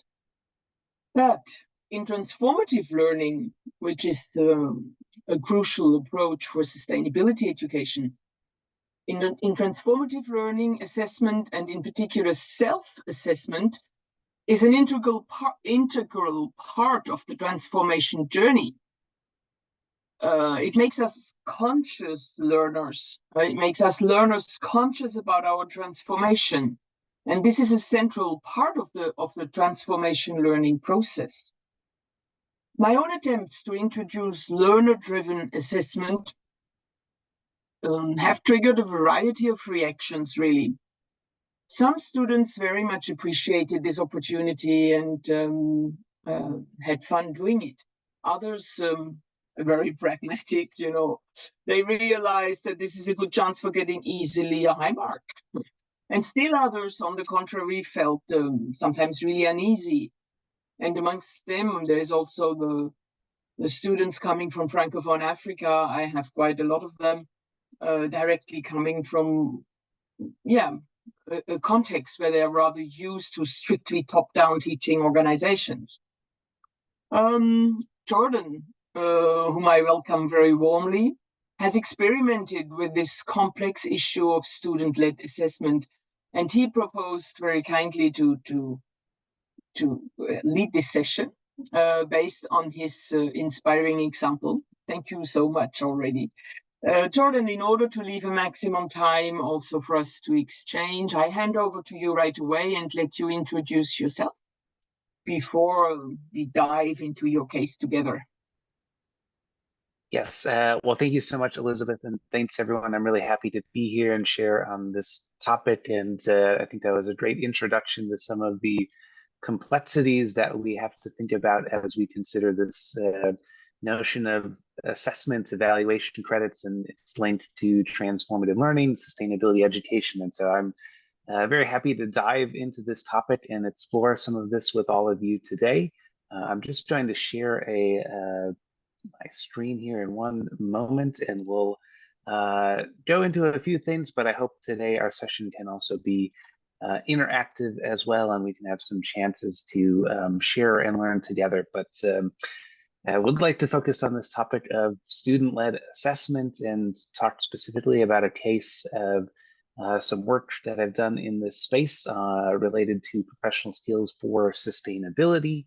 To give a quick introduction to myself, my name is Jordan King, and yes, I'm a PhD candidate at Arizona State University in the United States, studying sustainability in the College of Global Futures. You can see we live in a desert, large urban desert region, and some of the places where I'm coming from right now. But as I said, really happy to be here. And so let's get into talking about this topic, because I think it is complex, but obviously, as Elisabeth said as well, something essential for us to grapple with as we think about how we transform educational systems. And I want us to start with maybe a imaginative short activity, just to think of not where we are necessarily now, but where we might want to be in the future. And so I'd I'd ask just to briefly in your head, imagine for a second, I have a few questions here in a moment, but imagine that we advance and transform our educational system and it has a better capacity to support learners in navigating these complexity of sustainability challenges, this call that we have for being here today. And I wonder, as we think about what this scenario looks like, and each of this is us, it's maybe a little bit different. What would be the role of students in this process of assessment and evaluation? As Elisabeth mentioned, it's often a very instructor-centered practice, but perhaps in this new system, we're imagining students have a different role. And what would maybe be the role of assessment? How does that shift in its relation to learning that advances sustainability? And so to answer these two questions, I'd love to pull everyone in our audience and get your thoughts on this quickly. And what I'll do is pull up this Mentimeter. And so you can join two ways. I will put a link in the chat. It's also there on the screen. If you just want to type it in, you should be able to join that link, or you can scan that QR code. And there's those two questions I asked for you. You can put in a couple of words about, again, what is sort of the role of students in this and what is the role of assessment. So you should be able to use this. If you have issues joining, let me know. We can troubleshoot, but join using the link in the chat or scanning that QR code and put in your two answers. And as you do that, I'll give you a moment to join. I will pull up our results and we'll be able to see sort of what is coming up on the screen for us to be able to respond to and think about and imagine this educational system where assessment maybe plays a different role and students maybe play a different role in that assessment. So hopefully you've been able to join. I will pull up our results so we can see those coming up in real time.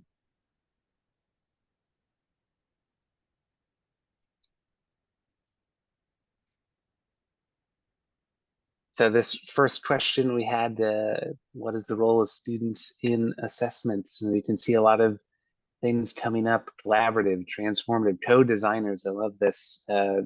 Supporting the evaluation process, students developing it, reflecting on it, discussing learning. So many great answers here that really show the evolution of what students can perhaps do in this space and what is happening in pockets now, but perhaps is not where we want it to be as we think about this topic of assessments. And we'll let that keep populating, but you can also go to our next one and add maybe a little bit more open-ended response here in a short phrase of the role of assessment that advances sustainability. So I love this space for reflection and a focus on not just knowledge, but skills and being conscious about their learning. You can see so many different ways where assessments really can play a key part of the learning process and help to contribute to this transformative process that we're aiming for with our learners. Again, this reflection on values, not just assessing learning, but the impacts that it has. I love this. I think we're going to get into so many of these topics today. So it's wonderful to see everyone's thoughts on this and how we come to this topic, which can be a little tricky sometimes, but assessment still so important and can really be something that, yes, empowers students and helps contribute to the learning process, not just as a way of bestowing credits or giving grades or marks, but really helping students to develop this transformative potential that they have to advance sustainability. Yes, really navigating this uncertain landscape as well. So you can continue to put your answers in here and we can share this later so you can see more of these results, but wanted to take a sort of temperature check of where we stand coming into this and where we might want to move as we think about this topic of assessment and how to position it in this transformative space. And I frame this and what we're going to talk about today with a quote from Donella Meadows, who I really appreciate this quote, that we care about, sorry about that. We measure what we care about and we care about what we measure. I think this speaks to how important assessment and evaluation is as we think about these sort of key learning outcomes that we have for students. But I'd also add, it's not just about the what and the how, but the who is involved and why we are doing this. And so we're going to dive into those questions today, and to give you a short roadmap of our agenda for this session that we have together. We'll have a couple of different phases, and I want to talk about the sort of why and what of student-led assessment, and by doing that, talk about sort of what this is and give an idea of how we can shift practice to achieve some of those innovations and visions we had in that first activity, but also talk about some of the tensions and challenges that come up, and we'll have a bit of time to have some breakout room discussions on these and talk about your own perspectives and experiences related to the sort of challenges and testing out and experimenting with these other forms of assessments. Then I want to go into a little bit more of the specific details of the how of student-led assessment, and do this by explaining an example case of an activity that I've led with this and how students are sort of positioned in this. We'll do a short activity again there, keep this interactive theme together to sort of walk through a very streamlined version of this process. And towards the end, we'll have the chance to talk about sort of what came out of the example I'll be discussing and what students shared about their perspectives on this, but also have some time to discuss a little bit more and answer any questions, or have some feedback on this approach and what it maybe means for assessment evaluation and more transformative, sustainability-oriented learning. So with that, let's go into the why and the what of student-led assessment. And I frame student-led assessment as really this process where it can take a lot of different forms, but it primarily involves students taking this more active role, as we were describing before. And this has different implications for the role of the instructor, the relation between assessment and learning. It really empowers students to be involved, not just in the sort of being the object of assessment, but the design and evaluation of it as well. And as Elisabeth mentioned before, we see this a lot in self-assessment being more prominent, peer assessment as well, and this more formative approach to how we use it to link to learning. But this can also entail sort of a reflection on assessments and thinking and questioning what goes into these criteria and tools. And the specific example I want to talk about today is students sort of leading the process of designing rubrics. There's been many different approaches to this. One is by a scholar named Asao Inui, who developed this community-based assessment pedagogy where students deliberate and take the lead in sort of designing rubrics to assess their learning. And so we're going to talk about an example that builds off of that today. And I think all of these different ideas of student-led assessment sort of build off of the current paradigm we find ourselves in, where assessment is centered on the instructor. It's very summative, high stakes, and sort of has this objective feel to it. But we can shift to something more student-led, formative and subjective, where we open up to different meanings and ways for students to learn and be able to respond to these complexities that they face. And as we do that, though, I think we can consider this sort of why this is important. And I like thinking about the work of Gert Biest, who talks about different functions of education. First two are sort of qualification and socialization, and this is essentially preparing students to be able to contribute to professional positions, and also ensuring that they are contributing to society's cultures and traditions. We have a third function that Biesta describes, and this is subjectification, which is students being able to sort of navigate the world on their own and develop a sense of self, a sense of connectedness to others. And typically assessment focuses on these first two, and it's a great piece of recent scholarship by Nieneman and Yang that talks about this being assessment as other formation, where others than the student sort of decide what is assessed, how student learning is assessed, and really focus on the sort of marks and governing student learning. But they suggest we could think of it differently and have self-formation as the sort of guiding principle of assessment, where students take agency and leadership in these more reflexive processes to design assessment, implement it, and be the subject of it as well. So I suggest that this is sort of the direction we're heading, where I think of these innovations in assessment open up more spaces for critical reflection, and also position assessment as this space for lifelong learning. And as we think about these innovations, though, these tensions and challenges come up. And so to frame this example we'll talk about today in this broader space, I wanted to highlight a few of these. We can think of, as I mentioned, we have this tension between summative and formative. We're trying to play on these different ends of the spectrum. You can also think of assessment as typically being more individually focused, but we shift to these more open, innovative, transformative approaches, often thinking about the groups as something more authentic to what students need to be able to do, working in groups and being able to creatively problem solve. This goes along with another tension related to sort of the typical, and some of the comments in our activity already highlighted this, but the typical focus on more cognitive understanding, technical knowledge, versus the competencies that are maybe a little more undefined, but students need and can be more complex to be able to solve problems. And then finally, again, thinking about the purposes of education, we often take an instrumental approach to prescribing one way that students should learn, rather than having a more emancipatory look at it and opening up the possibilities of education.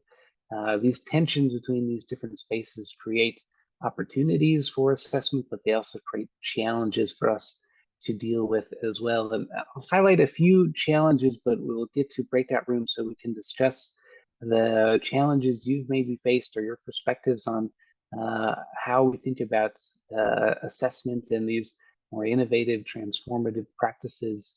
But the four I'll sort of frame with as we have a challenge related to what I would term engagements. And this is really just getting people to buy into these often unfamiliar, sometimes challenging or uncomfortable approaches to assessment, both as students and also as instructors, as they take on different roles, different functions of the assessment process.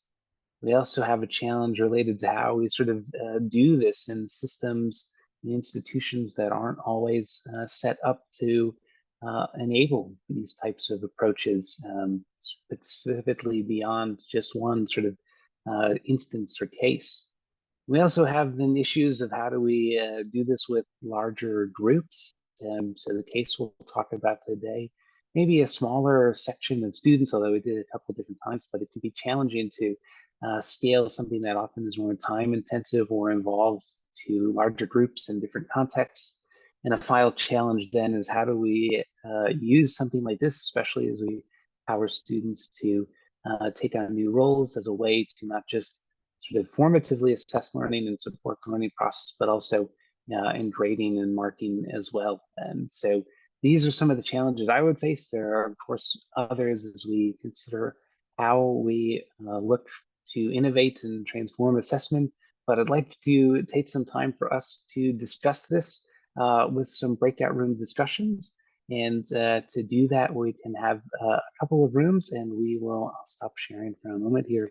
But we can take some time, about 10 minutes perhaps, to discuss your experiences with innovations in assessment, some of the challenges that you maybe face, and I can put a prompt to guide us, but then we can break into some rooms to be able to discuss this a little bit for sharing out sort of your perspectives, experiences with student-led assessment or other innovations in this space and some of the challenges that you've faced. So Elisabeth, maybe I'll pass it back over to you, and we can organize ourselves into some breakout rooms. Yeah, sorry, yep. myself. Thank you very much. Yeah, there's 23 of us. I think 4 breakout rooms would be good, maybe. Sounds great. Darija will actually open some breakout rooms for us. Thank you so much, Darija. And so feel free, there's sort of different topics to think about, some of these tensions, challenges, join any of these rooms, but feel free to jump around in the conversations that you have.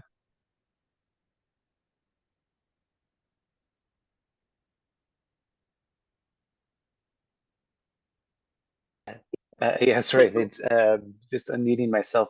We got to have some great conversations, hopefully in the breakout rooms. Maybe we can just take a chance to very quickly go around and see if anybody has thoughts they would like to share that came up. We have more to discuss, but I want to hear if anything interesting came out of your breakout room. So maybe take 2 or 3 volunteers to share briefly what they were discussing. Feel free to yeah, jump in, or you can raise your hand and we'll get you unmuted. Maybe I can give a good example from my breakout room. Perfect. So we had it was too short. So I'm happy that we will go back into breakout rooms later on. But we were talking about that sometimes when you make assessing structurally, that it then so this student participation, when you make it structurally, then it can sometimes also turn the other way around, that it becomes less emancipatory again. So sometimes we experiment, it's emancipatory, but when you then suddenly oblige some things, or sometimes we should find a trick to avoid that blockage again. We also like the discussion that how do we assess students, but students also assess us, and how can we use the assessment to make our support as teachers better? And what I also really liked was the insight from someone else who talked about, Maggie, was it, I think, who said like, well, I'm switching from co-teaching to co-learning, and that is also a fantastic term. We use a lot of times co-teaching in education, but we don't talk about co-learning. Or not so much, and that is really a quote that I liked also very much. Well, that was it, I think. Please feel free to add if I missed something. Thanks so much, Tom, and thank you, Helen, as well, for your comments in the chat. I agree, this is not just something that happens in higher education, sort of what we're talking about today, but it really is building up these habits. Yeah, certainly that it creates a great obstacle to this sometimes. We Any actually other? talked about this just to complete what Helen wrote. We talked about this in front of the idea that there might be cultural differences, and yeah, there was the idea: is it a specific problem to Western culture, for example? Is in Southeast Asian context? Is it easier, etc.? So yeah, we had the discussion in this sense, and yeah, we thought it should be really, yeah, learned from the children's age on to self-assess in a constructive way. Yeah, this certainly is not just an issue that is immediate, but it has ripple effects to the entire system. As Matilda put a great comment about that as well. Well, perhaps, and please continue to put your comments in the chat. We can have our dialogue going there, but we will come back to some more discussion and activities as we move through. But I want to continue sharing, and now that we sort of framed some of these topics and issues in this space, I wanted to talk about an example of a student-led assessment process that I've worked on.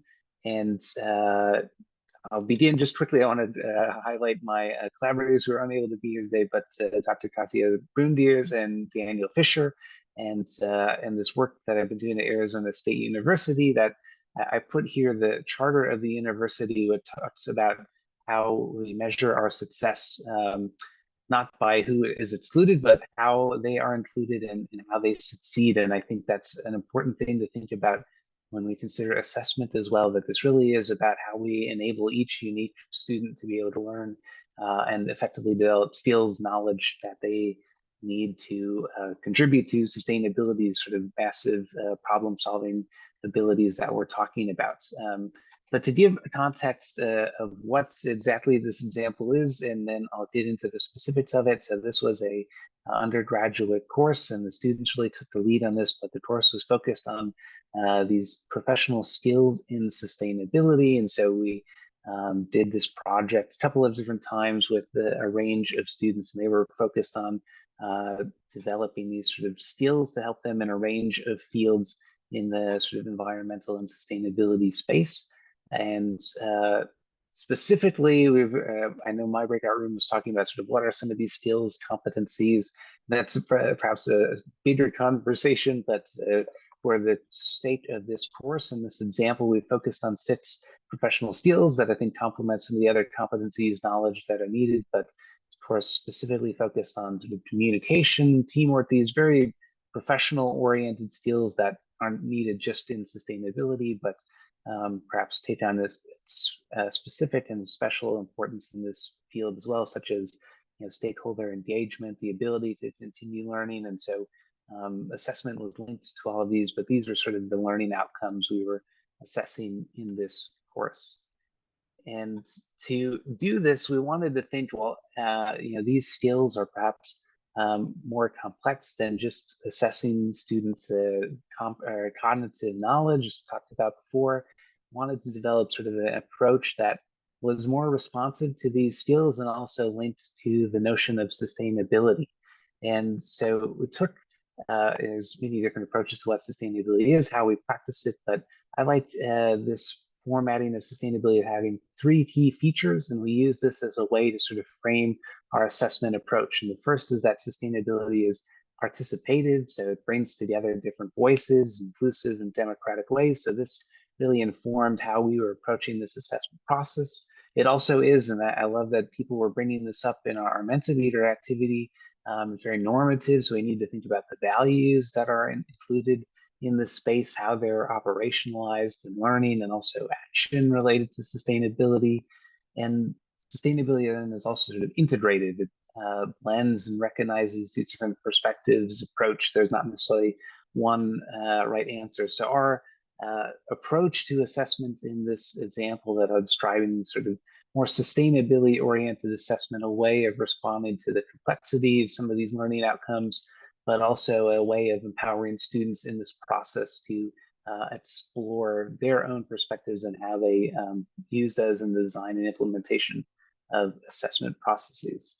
And so to break down this sort of process that we did, we wanted to empower students using this sort of theoretically grounded approach from the previous slide. And we took them through a process where they created their own rubrics to assess their learning of those 6 professional skills, and then implemented that. And so I want to walk quickly through that process. And this is sort of framed by the theory of expansive learning, which also took as sort of a starting point for how we frame this process. So really positioning assessment not just as a way to evaluate learning, but also facilitate it as well. And so in this student-led approach, where they created their own rubrics, sort of began with a questioning process, and then moving on, sort of brainstorming some different standards, criteria for a rubric that would be used to assess their 6 professional skills, as demonstrated in a couple of different ways, including a presentation that students developed. And so they went through this process then of individually and collaboratively sort of developing a rubric. They worked in small groups, typically of 3 or 4, and to sort of develop criteria specific for that set of students. So this led to each group having a sort of different approach to their rubric and how they might assess these different skills. But as they worked together, an important way or contributor and factor in this design process was not just working in those small groups, but getting feedback from each other, as well as the instructors to sort of shape this process as well. And so they would go through these peer group review processes. And eventually, after a couple of different iterations, they would reach a rubric that could be used then for not just a sort of self-informative assessment part to help them develop their assignment as a way to demonstrate their skills, but also as something that could be used in marking by the instructor.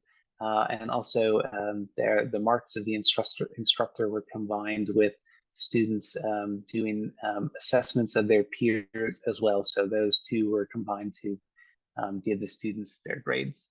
And at the end of this is sort of the process of not just implementing it, but we wanted students to reflect sort of on the experience and think about very consciously about how it was maybe different than their typical process of developing rubrics or participating in assessment, and thinking of ways that as students or even as instructors as well, that this could be consolidated and generalized in other practices. So thinking of assessment as not just something connected to one specific instance in a course, but also helping to give them skills moving forward as well. Again, that more formative approach to assessment. So sort of an outline of how we approach this, but we want to do a sort of streamlined version of with us to sort of illustrate what exactly this looked like. And so we'll take some time here to get into this, and I can break this down a little bit more from this broad approach. And to do that, so this is sort of some of the information that we gave students to walk through this, and we helped them understand sort of what are the different parts of a rubric. We broke it down in these different ways, thinking about how students sort of organize the discrete elements that represent knowledge or skills. So this is very generalized. We would help to give them this structure and then facilitate the deliberation in their group to be able to determine what was specific to that group of students, the things they valued as far as learning related to these skills, how they would develop their rubric. Facilitated different interactive activities, which we'll do in a moment here, sort of build out the different parts of that rubric. So we'd use things like Google Jamboard. Students could put down their ideas. They would have different discussions or activities to sort of create the actual stuff of their rubric. And eventually it led to them creating things like this that were then used for the actual sort of grading and marking of their assignments. And so just one example of a rubric, but I think it was interesting as well to have each of the students' groups create different ones that highlighted sort of what stood out for them. But this is sort of the final product of them having rubrics and being able to have something that not only was used for marking, but also facilitating feedback in there as well. And so for us, I want to do this in a very sort of streamlined approach and have us think about a little abstractly, but perhaps if we were trying to create a rubric, our group here today for a presentation about how to create educational systems that tackle the complexity of sustainability challenges, one of the reasons we're all here. What would a rubric look like for this? And how could we develop this together? Thinking about some of those different areas, these sort of what actually does a quality presentation look like? Thinking of these questions of quality and success and good learning is important, but then also how do we break that down and have some different criteria to assess that? So what we're going to do is sort of a version of what the students did. And you can join again in two ways. I'll put this link in the chat as well, but we have a Google Jamboard and I will pull this up. You can also use the QR code. I'm going to pull up this Jamboard. So I will put this, sorry, one second. I'll put this link in the chat for you so that you are able to join. And I will pull up this Jamboard activity. So you should be able to join here. The first slide just sort of rephrases our task here. But then what we're going to do is if you advance to the next one, you can use this top portion. Can populate this with some sticky notes. You can come over to the side, click on this, and you should be able then to type in your answer, press save, doesn't matter what color it is, and it'll populate onto this. And so if we think about, we're creating this presentation on sort of transformative sustainability education, what would just, if we think about sort of the building blocks of this, what would a good presentation look like? What's important in that? What sort of things does it do, or topics does it address? We can put down some of our ideas here, and we'll start to then use this to begin composing our rubric. Again, this sort of a streamlined version of what the students did, but feel free to add your thoughts on sort of how we would, what does a presentation look like, quality presentation on this topic, and we'll sort of start to build out our rubric from there. So you can use this sticky notes to do so. If you also want, you can put things in the chat and we can add them that way too. but I'll give you a little bit to think about this. You can add some of your thoughts here, and then we'll try and take a couple of next steps to build out this rubric. And let me know if you have questions too.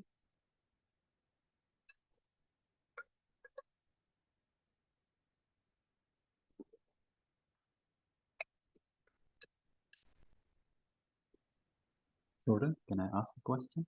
Yes, of course, Tom, go ahead. When I click on the link, and I think it has to do with some of my safety settings in my browser, I cannot access the Google Jamboard. Would it be possible to like share it with me and add me to? Yes, let me do that 1 second, of course. I have the same problem as Tom, so. So it is our university blocking to Google okay. Jamboard. Lisa. Do not have the problem, Tom. I can just access. So I don't know. Yeah, if you can't access it, put your if you're willing to, maybe put your email in the chat, and then I can add it, and hopefully that will solve the issue. But I see a couple of people adding their thoughts, which is great.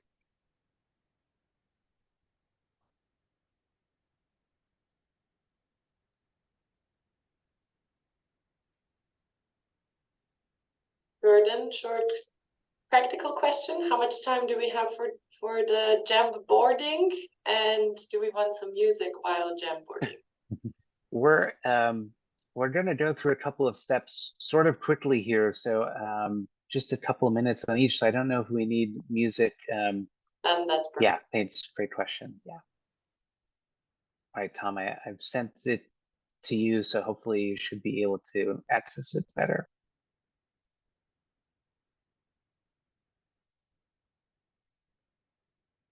I think we have another part that sort of we have some different talks about examples or stories. So sort of the content that's being communicated in a way that engages the audience as well. So you can think of for yourself what some of these understandings and themes might be as we continue to brainstorm.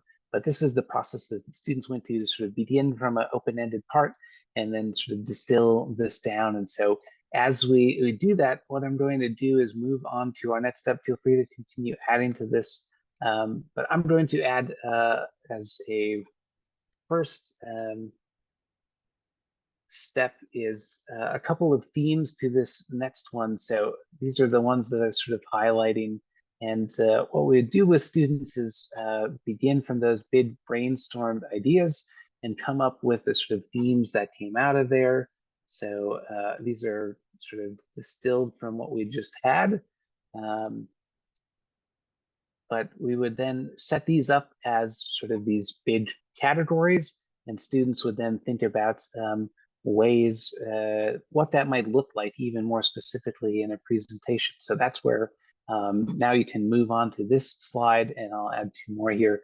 But you could think about potential criteria, different demonstrations of these things, building off of the information that you had in the last one. So this vision of sustainability for this educational system, how would students communicate that even more specifically? I'll give a quick example that I think was well said on the previous slide, but could be there would be examples. So that could be something that we'd be looking for in developing this rubric, is how they use examples to communicate their vision, or what the sort of quality of the argumentation is. We could have different examples there of it's an interactive presentation, or it's something that's accessible to different audiences. So we can start to organize some of the information that we maybe even had on this previous slide that goes into these different areas here as well. So move on to this one. If you can, we can add some of these, and I'll put two more sort of bigger categories for us to work with. But this is the sort of step we're going through. And again, so we're maybe not creating a perfect rubric, but just to get an idea of what this looked like for our students. And I'll just add two more themes. Yeah, perfect. It's someone who had engaged in the audience, and maybe as a fourth one, I would put the, I had an idea, now I forgot, sorry.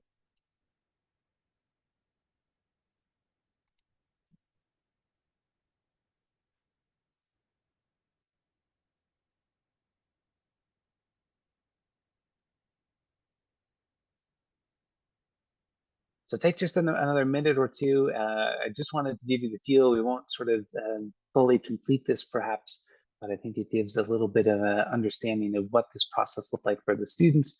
And we did this over course sessions and also multiple weeks, so they continued to build this out, but I wanted to at least go through this process with you.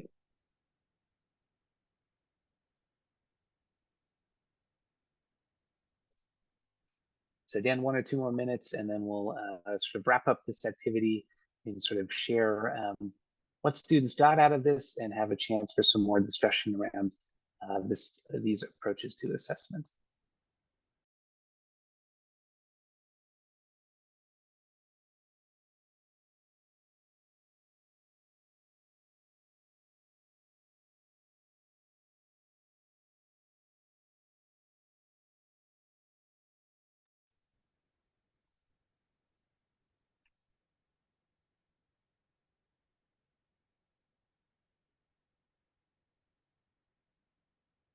Hopefully some of these criteria were used to describe a quality session we're having in today's session too as well, but it's always helpful to build off of, this is what we'd encourage the students to do too, but build off the sort of models they had seen before, thinking about not just also their sort of past experiences, but how they could break away from those, the things they hadn't been able to do previously that they maybe thought weren't important for their learning.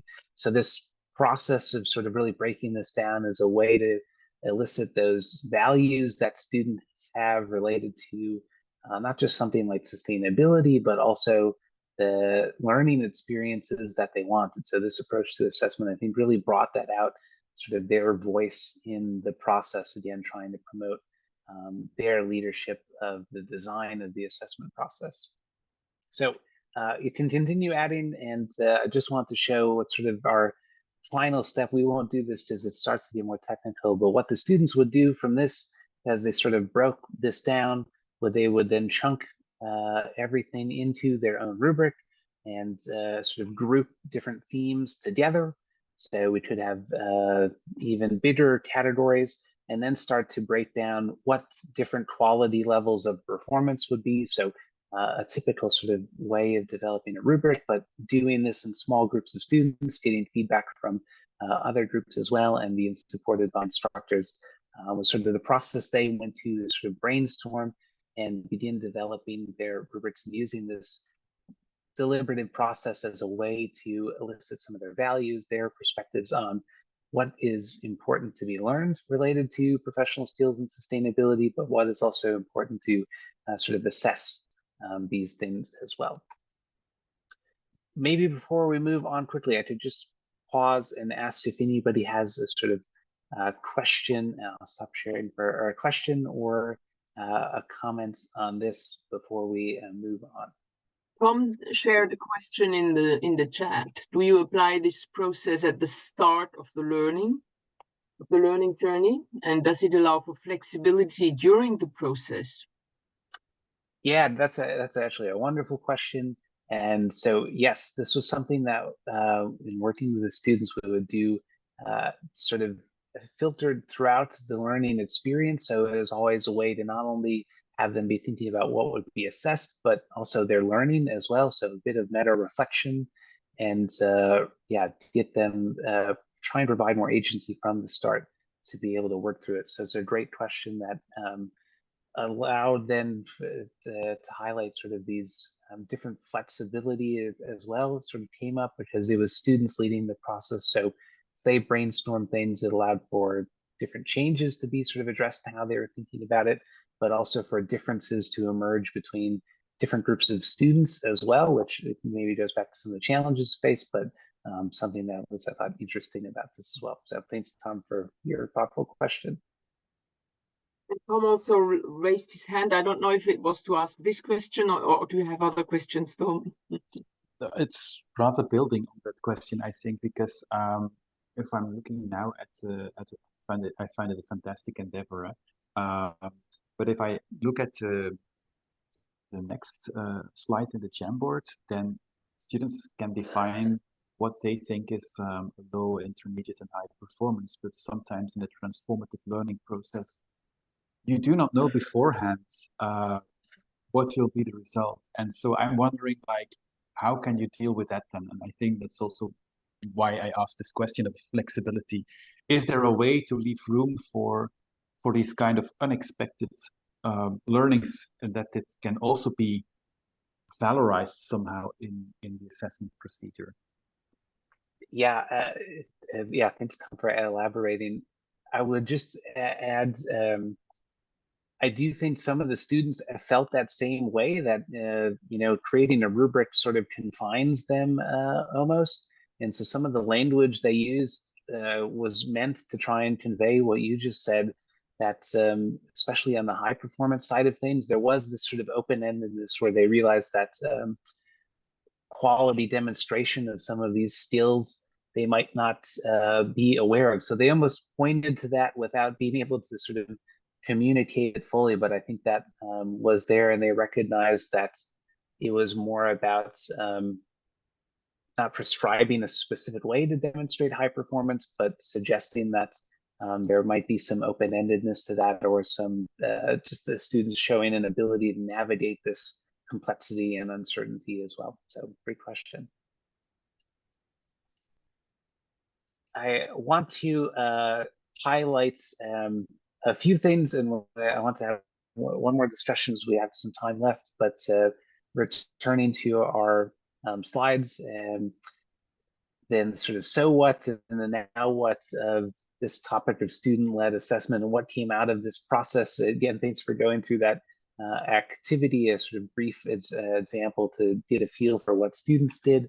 And unfortunately, it's early in the United States in a holiday, so I didn't have any students able to join, but I wanted to highlight some of our their experiences on this, and their perspective participating in this process, where we can return to have a little bit more discussion. And the first was really how this was maybe different than their typical experiences with assessment. And so these words all come from the students who went through this, and I think they highlight some of the challenges and limitations that students saw in typical approaches, where they're more punitive than constructed, or very linear one way, and just a mechanical process to get students in and out of the course. Whereas they felt that these this should say this new work allowed them to be more of an advocate for their work or take responsibility. It was collaborative two-way. So this approach of them leading the process helped them to feel more empowered and engaged. So not only sort of developing quality assessment, but also contributing to their learning as well. One of the other things we looked at then are some of the, as we talked about before, the challenges that come up in this, and some of the key things that they highlighted was, one, it was a sort of daunting task. As we talked about before, educational systems don't typically prepare students to participate in this sort of way. So it was unfamiliar, or they said odd or frustrating. They felt like they were shifting to being the instructor. And so it was at times maybe confusing or difficult, but they did come up with different ways to sort of navigate these challenges. And specifically, they often used teamwork and collaboration to be able to do this. And you can see some of the quotes that they shared, where it helped them to better understand their values and how it's connected to something like sustainability, and what those values actually look like very tangibly in the performance of different skills. And they felt like this was something that helped to sort of personalize their learning, their growth, their development of these abilities as a professional. And so really this ability of working with each other was a way to address the sort of complexity of what are these skills, how do we assess them, and I think it provided a sort of authentic learning experience as well, that prepared them to be able to do these types of things in the future. And multiple students sort of talked that was one of the things they got out of this, is it felt similar to the types of things they might be needing to do moving forward, of again, debating how do we solve collectively these really complex problems with moving targets and uncertain metrics. And so that was one of the things they highlighted. But some of the others that they got out of this experience, they highlighted a range of different sort of discrete skills, things like, again, communication, collaboration, but also becoming more self-regulated in their learning, how they thought about their learning. They were better able to sort of work with feedback and understand the assessment process, critically reflect on this. And I think some of the other things that came out of this were they really appreciated having this sort of voice in the structure of their grade, again, feeling empowered, but also being able to translate this into something tangible, as I meant, and take a step back and not just feel like their learning process was something that just meant to get them a grade or a credit, but something that they were really motivated into. And especially in this topic of sustainability, thinking about how their learning might contribute to what they do in the future to create change. So some really interesting things that came out of this. And to highlight one sort of quote that I think sums all of this up, I won't read through all of this, but I want to highlight a couple of pieces of this quote that one of the students had, how they felt this was a really valuable experience for them for a couple of different reasons. One of those was this process of, as a group, collaboratively deliberating this and being able to come to consensus about how they felt for their learning, what they wanted to achieve, and how they wanted that to be assessed. And they really felt this agency that they had, not just individually, but working together as well, and felt that this sort of approach sort of shifted the emphasis of the assessment process from being on giving a grade to actually being about learning. The students really emphasized this over and over again. And maybe the last thing was, it also brought up the idea that there isn't necessarily one right answer always in these, especially as we think about these types of complex learning outcomes. But it sort of highlighted the uniqueness, and a more pluralistic approach to what learning is and how we assess it, while still giving them a chance to come together. And I really love this, have a common point to rally behind. So these are some of the, I think, takeaways that came out of this from students' perspectives.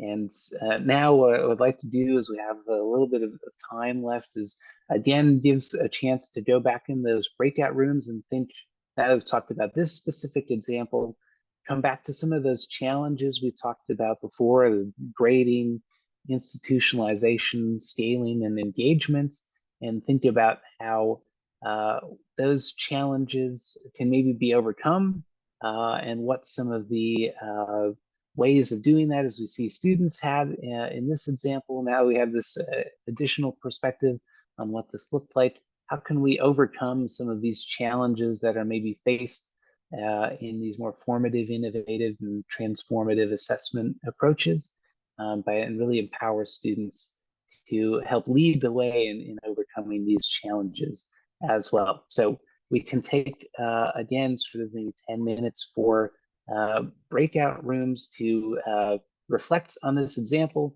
talk about these challenges, and more specifically how we overcome them. Hopefully have a little more food for thought after going through this example. So Elisabeth, I'll pass it back over to you if you can help organize us into breakout rooms. Great, thanks a lot. It's Darija who will help us. Perfect, it's Darija. And yeah, thank you so much, Darija. Yeah, so how much time do we have for the breakout rooms? Just so I have an idea. Yep, 10 minutes again would be great. 10 minutes, okay, great. Darija, you will assign us, or we will choose? You will assign us? Perfect, thanks so much.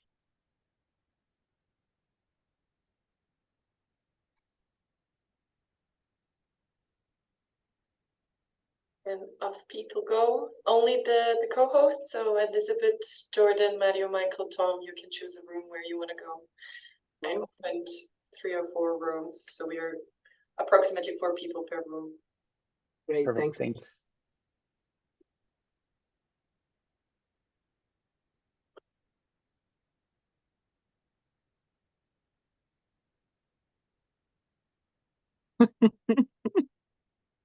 Okay, is everybody Yeah. back?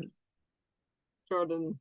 Back to Yeah, you. I think so. Great. Thanks. Well, we've got a couple of minutes left, and I really appreciate everyone. Hope you had a great time in the breakout rooms. With these last few minutes, perhaps we can have people share anything that came out of their last conversation, or also I'm happy to answer any questions or anything else we can discuss that sort of popped up. There's so much, I think, in this area and on this topic, but yeah, we had some great conversations in breakout rooms. So if anyone would like to share, it'd be great to hear from you.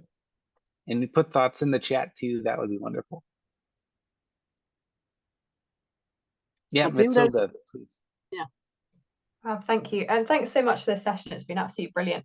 A couple of things that came out of our chat just now. I think we're trying to be positive.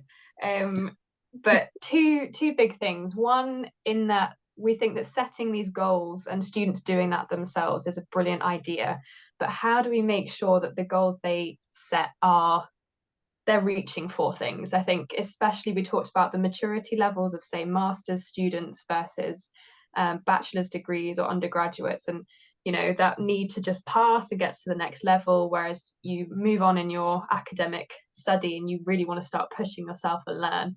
So it's making sure that when they self-assess themselves, essentially they're not setting their goals too low or easily. And we also talked about the sort of peer assessment and how that's also seen in your first couple of years. You want to be nice and kind often to other students, whereas you can get much more critical as you become more mature.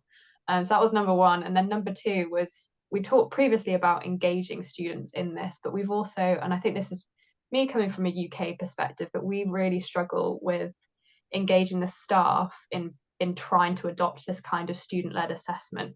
Because if we're doing things like formative assessment or self-reflection, things that don't have concrete marks and numbers, we're so focused on impact ratings, rankings, where we sit in league tables, etc., etc. And if we're not producing numbers to fulfill those wherever we want to sit in rank league tables, I mean, personally, we're experiencing big challenge in we're doing a curriculum transformation at the moment, and it's just, we're talking to brick walls when we come to staff because they can't necessarily see the benefits of this kind of work. So I think personal reflection for me, I'm going to take it back and say we're going to try harder, but how can we come up with those solutions to shift the mindset of staff as well as students?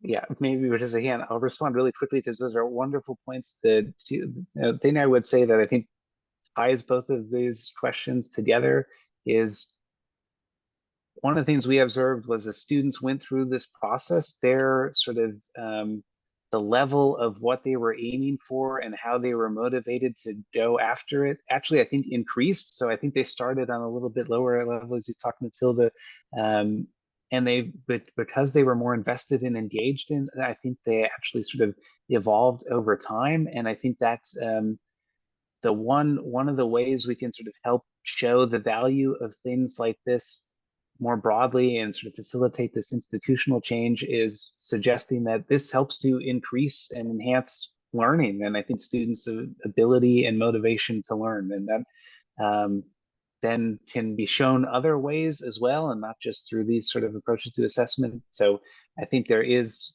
the reason to do this is not just looking at assessment differently, but also trying to promote better learning, and that I think people can support. So yeah, thanks for your thoughts. Others who had interesting conversations, so much to explore here.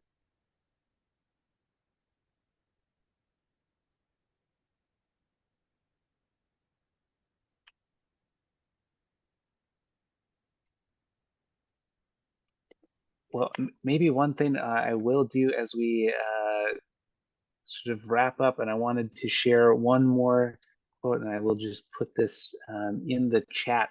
I had a quote from Donella Meadows at the beginning. I wanted to close with one too, and it speaks to this sort of challenge that we face. But yeah, Donella Meadows wrote, truly profound and different insight is the way you begin to see that the system causes its own behavior.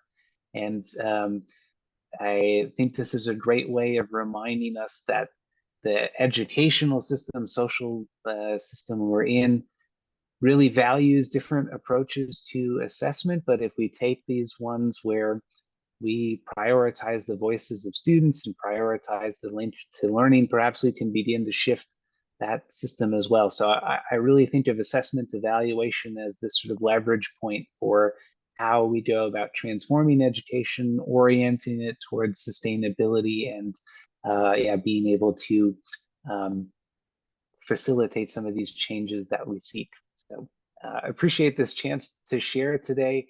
I'm happy to share some of the example rubrics from students as well. So perhaps you can facilitate a way to do that, and trying to get some work out on this as well. But happy to share more about that. So I will put my email in the chat too. If you have anything, questions or anything you'd like to follow up on, please feel free to reach out to me. I'm happy to talk about this topic more, but really enjoyed this opportunity today. Thanks everyone for your thoughts, conversation. This was great, and encourage you to keep experimenting out there. There's so much in this area to keep advancing. So thanks for the wonderful time today. Thank you so much, Jordan, and also thank you for having gotten up so early for us on the other side of the Atlantic Ocean. I want to remind you all of the Harvest Miro board. Darija will probably put the link in the chat once more. Please leave some feedback. I think everybody's sort of hungry or busy to run off to other commitments, so just don't hesitate to get back later to the Miro board to leave some reactions or thoughts. Just to close, we had this discussion when preparing this higher education summit, grades and marks. Well, once the Copernican revolution is done, we won't need them anymore. Because we will be on another level, we'll be in another dimension. But I guess this morning we heard that it's underway, the revolution, and I truly hope so. But in the meanwhile, I think while there's still marks that lead to credits and that feed into rankings, etc., I think we do need to experiment ways of really having a higher student involvement in assessment and evaluation. And in this sense, this exchange was very interesting, and all these exchanges and reflections and your example are inspirations for us to sort of do some trial and error with this issue, because I think there's no easy recipes. But we all have to sort of find out what can work. And what also I take away is that self-assessment is also something we have to learn. All of us, all of the learners. So I think, maybe this is something to keep in mind. How can we little by little help our students also to be more familiar with this? And in this sense, thank you so much, Jordan, for sharing this case with us, and for having us try and work a little bit with your approach. It was an interesting example. If you can give us also your PowerPoint, and maybe you can add there an example of the rubrics they actually came up with, that could be helpful, and we'll put it on the HES website, available for all those interested. Thank you so much. Darija, you will make a point probably about this afternoon. We will be back at 4, I think, in Western Europe, and other times elsewhere. Yes. Maybe you'll be more at ease at 4 o'clock. I'm happy to. So we are going to have a big lunch break / work break, whoever wants to work, until 4 p.m. CET. Which is also 10 a.m. over the 10 a.m. over the Atlantic, EST, and on the other side 8:30 p.m. ICT. And we are going to have a panel discussion on different approaches and methodologies that are already within the space of higher education as part of the Copernican revolution. Primary 5, we're going to have Geronimo from post-secondary sustainability integration, Ella from Reflect, and Simone from WWF Switzerland, moderated by Tom. And afterwards, 2 live presentations within the practitioner space from 5:30, from Free Space for Learning and Young Person's Guide for the Future. So I wish you all an amazing break. I hope you get some food, get some nurture for your body and your mind, and we'll be back in 4 hours. Thank you all.